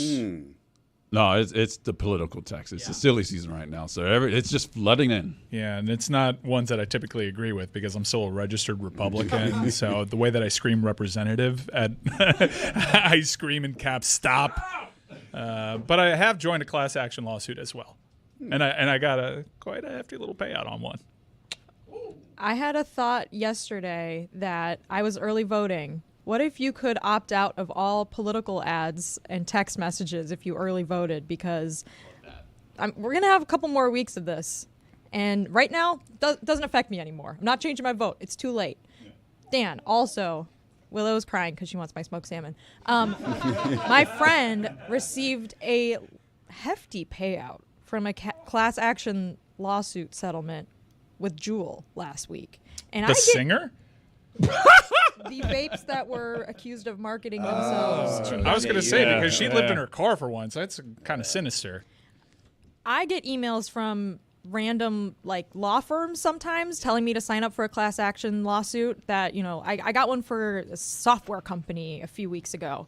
And my thought is always, well, I've been conditioned my whole life to not reply to these emails in case they're like phishing emails, right? Because how would they have gotten my email address? And I don't want to give them my information and all this. But my friend got $600 last week from Jewel. Whoa. Wow. And I saw some people got like $3,000. Now those people were probably using a lot of Jewel pods, but that's a not insignificant amount of money. I got so a streaming service that I signed up for. I'll protect these people. I won't say it. It was Shudder. And they had a data. They use your data for something that wasn't disclosed in the terms. And I vetted the email. I Googled, is this a real thing? And it was like, join this class action lawsuit. I'm like, well, I don't like them giving up my data for something that I didn't say they could have my data for. So I opted in. Several months later, got a payout. $8.64 direct deposit. So with the class action lawsuit, I'm just trying to do some mental math here. Do you have to prove that you smoked Juul? Do you have to have receipts? Like, what's the deal with that? Can I join even though I didn't smoke them and be like, I need it for sure? I'm not exactly sure how it works, but I think they perhaps identify customers prior to the settlement, and then you're like eligible for it if you've purchased it. What if I bought in cash? No trace? Legal tender. It's the same thing with the Meta class action lawsuit. That was $725 million that people signed up for, and it's been delayed. The payout has been delayed. But until that's like what next I'm year. always thinking when I see these things. It's like, I'm going to get a $5 check. I don't need to go through with this. I don't want my name to be involved in something. But Jess's friend, was it Charlotte? Priya. Jess's friend, Priya, excuse me. I don't know what the amount was. Did you say the amount? $600. And $600? according to the New York Times, if you didn't have a receipt, your recovery was capped at $300. That's still a lot of money. Free $300 there, Dan. I want to be friends with the person that kept a receipt for a Juul they got several years ago. I think that we have more commonalities than we think in a divided America. And I think that these things I'm about to say are so, okay? I think we all sort of react to class action invitation suits that way, which is with skepticism. Are they trying to get my information? What's happening here? Should I join?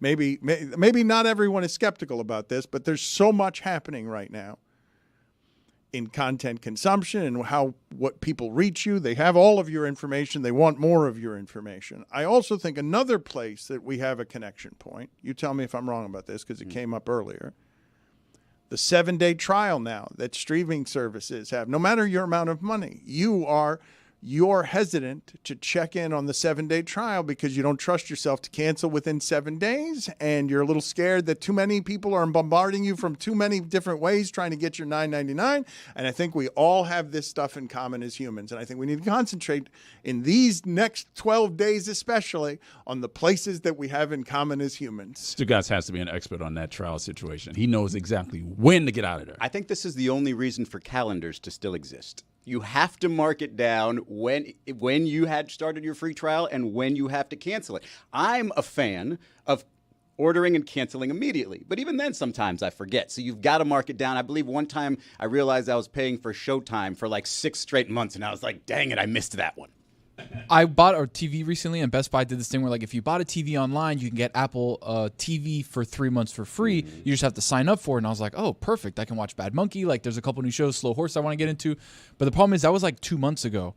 I didn't write down exactly when I needed to cancel. That's how they get you. So now I'm like, damn, they have all my information because I have an iPhone and, like, everything's hooked up through my Apple ID. I don't exactly know when to cancel. So I don't know if I should cancel it now and just get rid of it, or actually get into the shows, be able to watch it, and then cancel. Well, can we start a class action lawsuit against Apple TV? Because Mike informed me the other day that MLS is now free with the Apple subscription. I've paid for that damn thing for 2 seasons now. I'm pretty sure for this season we're as well. a content company. We really can't be suing anybody. In fact, I just cooked a doc I was trying to pitch to Shudder.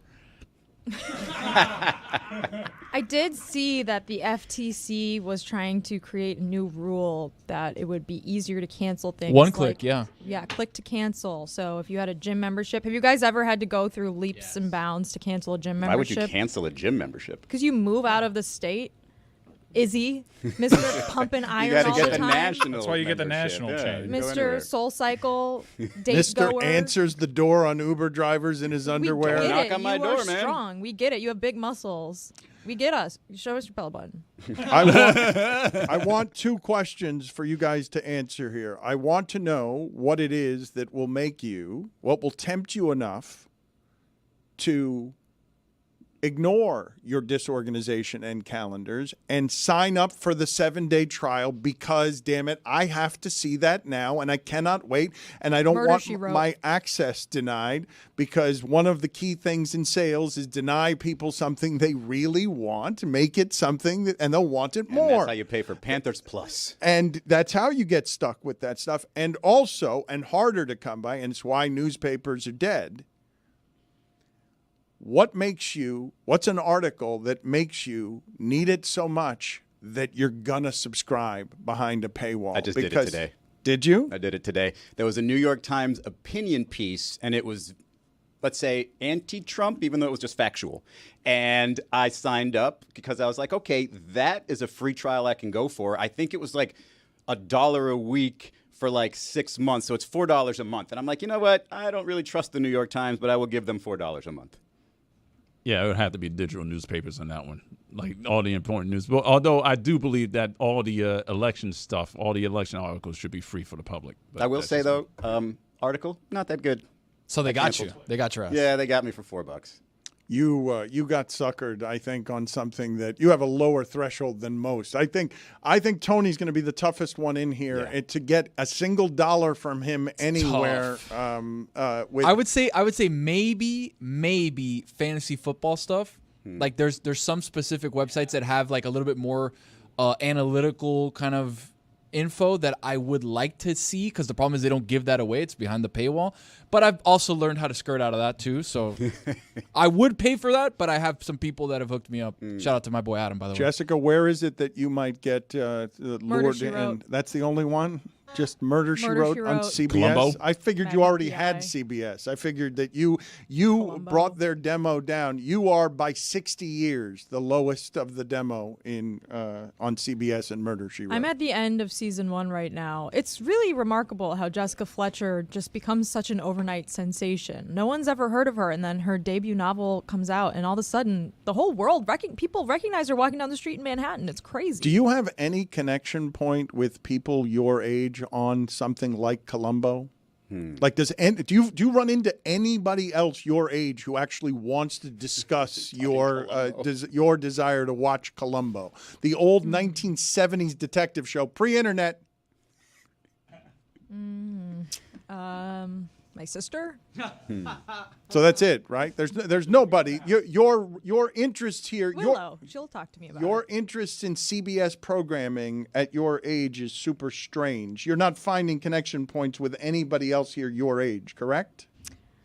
Well, more people want to talk about Columbo than baseball, Dan. So. Well, I've got that problem because Jeremy, I'm with you on this. I'm with you on this. Why did they wait till Friday, man? If it started yesterday, I would have been in. I would have watched the first 2 games, no doubt. But they're starting this on a Friday. I got things to do. Saturday's Miami. Billy was saying that all week. Billy was saying on Monday, baseball, you cannot wait until Friday here. You have the stage this week. You could have grabbed it. Nobody cares about the Rams Thursday night game. Give people Aaron Judge and Shohei Ohtani. A few people might have Thursday Thunder on. Exactly right. I think I have a connection point to Giancarlo Stanton because he was a Marlin, and I really want to see him win. But I'm so detached from baseball that Mike Ryan Ruiz called Giancarlo Stanton Mike Stanton recently, and I was like, oh yeah, that was his name, and I didn't even remember that, and I was a fan of him at the time. This World Series to me was pre-internet. It conjures a time pre-internet for me nostalgically that gets touched so infrequently by sports these days because we're consuming so much of it, and it is a bombardment where, hey, look, can we get to the WNBA championship in the middle of a football Sunday? How do we forget about college football already on Saturday? Because all of this programming is inundating you. And I'm telling you, this World Series brings me back to a child when it was the most amazing thing in the world that I could watch these 2 teams on my television play baseball because I didn't have access to everything. And everything national wasn't regional. And everything regional wasn't national. I'm telling you that this World Series for me harkens a childlike innocence about my sports fandom, where I'm like, oh, shit. I get all the baseball, the best of the baseball, and none of the randomness. They got all of the bullshit out of here, and it's just the two teams that spend the most, who want my dollars the most. And I'm like, oh, my God, this is not how I viewed sports when I was 9 years old. But doesn't Miami FSU do that for you too? No. Because it's on at the same time. Yeah, that's the problem. Honestly, that's super cute. And if I may break character for a second, I'm very excited for this World Series. And I'm wondering if Marlins fans will feel more upset if the Yankees win it, given the Marlins connection to several players. And if so, that could be a reason for me to root for the Yankees, perhaps. This is the best storyline in the World Series. Miguel Rojas against Jazz Chisholm Jr. What? Who? It's unbelievable. The bitter rivalry between those two players. I saw a video of Rojas explaining how to hit to Ohtani. I'm I'm out on this guy. It was insane. I think I've made my selection on who I'm going to back in the World Series. El Alfa, obviously Dembo legend out of DR, has a song called the Soto Shuffle. So I think I'm siding with the Yankees. Tony Pinstripes. Tony Pinstripes? Dan, what is it about the actual game? It's the stars, right? I get the names, but during the game, are you like wowed by pitches? Are you enamored with, a certain swing that a guy... No, well, what I would say to you is that baseball has gotten to such a ridiculous skill level that when I'm watching Juan Soto bat, I'm watching somebody who's got a plate discipline that I don't understand, because everybody who's throwing baseballs 3 inches outside the strike zone is throwing 98 miles an hour. And so the expertise I'm watching is better baseball players by leaps and bounds than any I've ever seen, because of where the science of the game has gotten to. And these guys are all or nothing about whether or not they can hit a home run on that 1-0-2 pitch that Stanton gets. Don't understand why anyone doesn't just throw it low and outside on him, outside the strike zone. It drives me insane. I don't understand how he ever hits an 0-2 home run, because he should swing and miss by 6 feet. He's so easy to pitch to, it seems like to me. Well, I think that's why if you weren't a baseball just seam head growing up, you might not have that connection point, because you're looking on the screen. You don't know the storylines. You're just looking on the screen for something to keep me entertained. And the other day, I was watching 3 TVs on whatever, bottom left corner, and Anthony, who does not watch baseball at all but played baseball, just kind of caught a pitch out of the corner of his eye, and it's like, holy crap, that was a ridiculous pitch. And I was like, it just kind of sort of sparked a little light bulb over my head. I was like, well, if you actually watch these days, you might see that all the time and be enamored by it and just fall in love with the sport. The reason, look, I've said this before about baseball. It's always been my favorite sport. It was my favorite sport growing up. And I was buying all those baseball abstracts because I was trying to figure out how it is they measured value in that sport. As I've watched sports over the last 30 years, 2 things that have happened in basketball and football is those people are so good at what they're doing and the way that they strategize that I don't have a way to keep up with what Eric Spoelstra is doing. It's too complicated for me. I don't totally understand what Mike McDaniel is doing. But in baseball, I have a decent idea because of how they've done the measurement over the last 30 years of what the manager is doing. And so what I'm appreciating about baseball is this thing I've always loved has gotten to a skill level where all of the people have all of the information they need, so that what used to be a line drive over second base, now the shortstop's always there, because these people know how to play them scientifically and have all sorts of probabilities on where a ball is going to be hit. The expertise I'm watching in baseball, to have the 2 best teams play it, to have both pitching staffs sort of broken so the home run hitters can be home run hitters, it makes it a World Series for all time. For me to watch it, my love of baseball is such that this one has the storylines and all the soap opera stuff and all of the excellence in, like, Stanton can hit a home run once every 4 at-bats, because that he's made of materials and muscles that have perfected that sport and made the evolution of it such that guy can always hit a ball 450 feet or strike out missing a pitch by 6 feet. It's also interesting watching a chess match between managers, because they have to deal with the rule changes now, with pitchers having to face 3 batters minimum.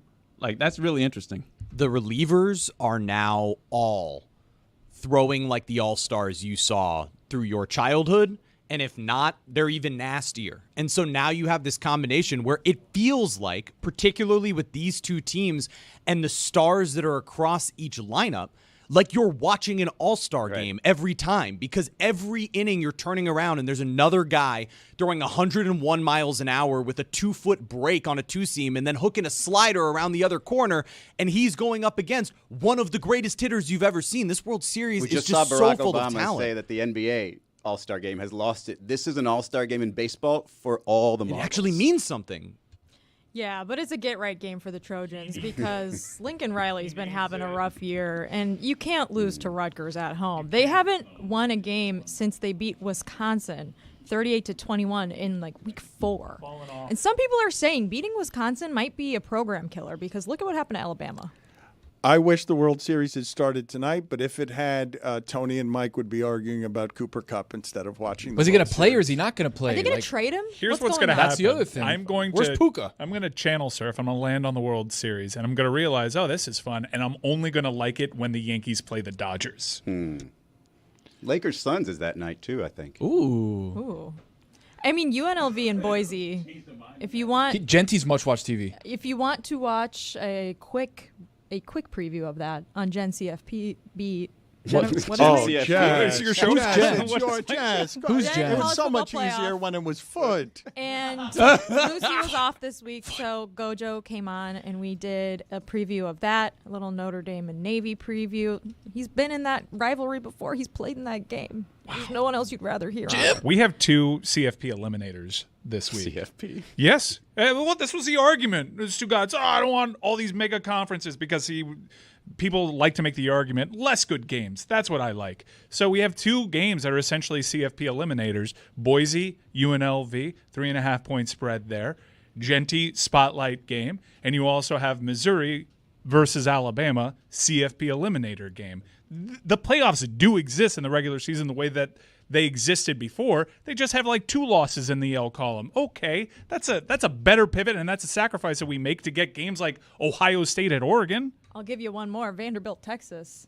I mean, Well, put the kids to sleep what for that what are one. you covering in Gen CFB? The CFP. The reason that I College asked the football playoff. question is because I wanted to know whether we have coverage in today's show of hashtag FSU week or not.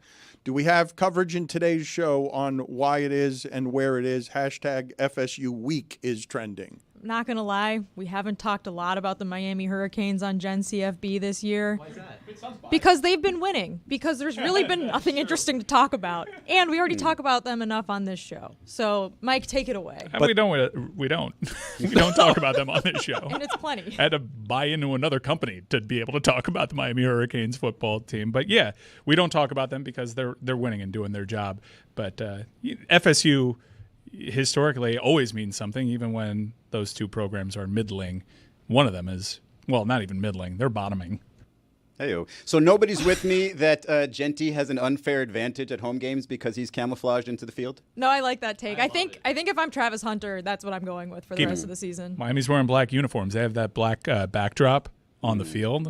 Keep an eye on work for Cam. extra interceptions. Let me talk about this for a second, Mike, because it is going to get in the way of my World Series viewing because, yes, UMSU still does mean something to me. UM week still does mean something. I get it now. To me, because we have Bobby Bowden. These 2 programs fought at the top of the sport. They were Alabama and Georgia before Alabama and Georgia, and it harkens to a different time. But whether we've talked enough about Miami or not, I believe the general national perception on Miami, given the way the games have gone, is some form of they haven't played anybody. I don't believe in that undefeated, even though they can score against anybody because their quarterback is obviously elite. Earlier this week, and I didn't hear from you on this, and I am curious, and I'm curious what Jessica has to say about this as well. Earlier this week, I said, having seen all of the University of Miami quarterbacks, Jim Kelly, Gino Torretta, they've had the 3 first-round picks. It's Bernie Kosar, Vinny Testaverde, and Jim Kelly are the first-round picks. I said Cam Ward's the best college quarterback in their history. It doesn't mean he'll be the best pro. Statistically, it's going to be inarguable. He's going to break all the records. We have to do new math for new offensive evolution. But at the position and I don't even know if Jess remembers. Once upon a time, allegedly, the University of Miami was called quarterback U. Yeah. Two Heisman Trophy winners at the position. This is the best quarterback that they've ever had playing statistically in college. It cannot be argued. It's not even close. How much of the math do I have to alter for today's offense to dilute that? Because I don't think anyone can object to what I'm saying, even though Cam Ward, as a professional talent, is maybe he's a number one, maybe he's a first-round pick, but I don't think of him as a pro the way I'm watching him play in college and saying that's among the best college quarterbacks I've ever seen. Jameis Winston, Danny Werfel, whatever it is you do with system, time, and place, that guy can make offense against anybody. When you had the take, it kind of summed me a little bit because I hadn't heard like a traditional media star come out with that take. I've seen people on the internet venture into a forum and say, I think he's the best Miami quarterback of all time. And it's an interesting rhetorical trick because Miami has, as even though they've won 5 natties, they haven't had, and they've had 2 Heisman Trophy winners, they aren't really known as a school that's put out great quarterbacks. Despite that QBU thing, those weren't guys that did much in the NFL. Testaverde took them talent. Testaverde was arguably a bust until he figured it out later in his career. I actually think you're on to something, because this quarterback will, in all likelihood, get drafted in the upper first round. He's only 13 passing touchdowns away from setting the combined FBS, FCS, NCAA record for passing touchdowns. Jeremy and I broke down that there's a scenario in which Dylan Gabriel and Cam Ward can meet up in the playoffs, later in the playoffs, and not only have that game at stake, but also the all-time passing record, combined FCS, FBS on the line as well. I think you're kind of right. Ken Dorsey, here's where you can push back on. For me, Testaverde, it's hard to not hold against him that interception performance that he had against Penn State. But that team did win. In the national championship game, he threw 5 interceptions. Jimmy Johnson's greatest regret as a coach is that he didn't run the ball more in that game. So Testaverde, for me, Kozar, Testaverde, Dorsey, that's the top tier of Miami football. I think if Miami turns this thing around, gets to the CFP, perhaps wins an ACC championship, then you can invoke that. But I think the position at Miami is so tied to success on the field, not just individual success, that he has to do things like get to New York for the Heisman ceremony and has to do some winning for Miami to be in that class. Well, I will tell you, because I think the national perception of this is simply Miami has not played anybody. So I reduce all of what those stats are. I don't care that statistically he's putting up more big games to start a career back to back to back than anyone has ever done. It's fair. It's a fair criticism of Miami. I'll concede that. Their schedule hasn't put up a fight in the ways that you would hope when you saw it line up. The way that Vinny Testaverde, though, won the Heisman Trophy is he had one play in a game against Oklahoma that everyone saw. His shoulder pad came out. Everyone saw him beat Oklahoma. Cam has 5 of those a game. Right, and that's what I was going to say about this team and those other quarterbacks. And I don't know if I'm just doing this because I'm not as familiar with the skill position players now that I was when these other quarterbacks played, but watching the games, this is where you can't just look at the box score, it feels like Cam is leading them. It feels like those yards are gained because he is extending a play, finding a receiver, making just the right play at the right time, leading that group, and he just feels more responsible for the success than some of those other quarterbacks who, again, were just had talent all around them. They went from QBU to tight end U for a little bit because of the Shockey and Winslow stuff. That one's it's interesting with Cam in that a lot of his great moments is he's digging himself out of a hole that he dug himself. And he's going to be a perplexing person for NFL front offices to break down, because even in that Louisville game, he missed 2 wide open house calls on like 9-yard slants. And then he turns around and throws that ball well into the back of the end zone, kind of like that play that he had at Gainesville week 1. He might get a GM fired, but a team's going to totally fall in love with his ability to not quit and make these unbelievable throws. Do the Canes live in the same spot that we had the Dolphins in last year, where like any hole, I feel like I trust the Canes to get out of it? Did we say that about the Dolphins last year? Yeah. Or the Dolphins could be down 14. You're like, oh, okay, After no that biggie. Ravens game. Their offense was good enough. Yeah, I think 35-10 against Cal does that.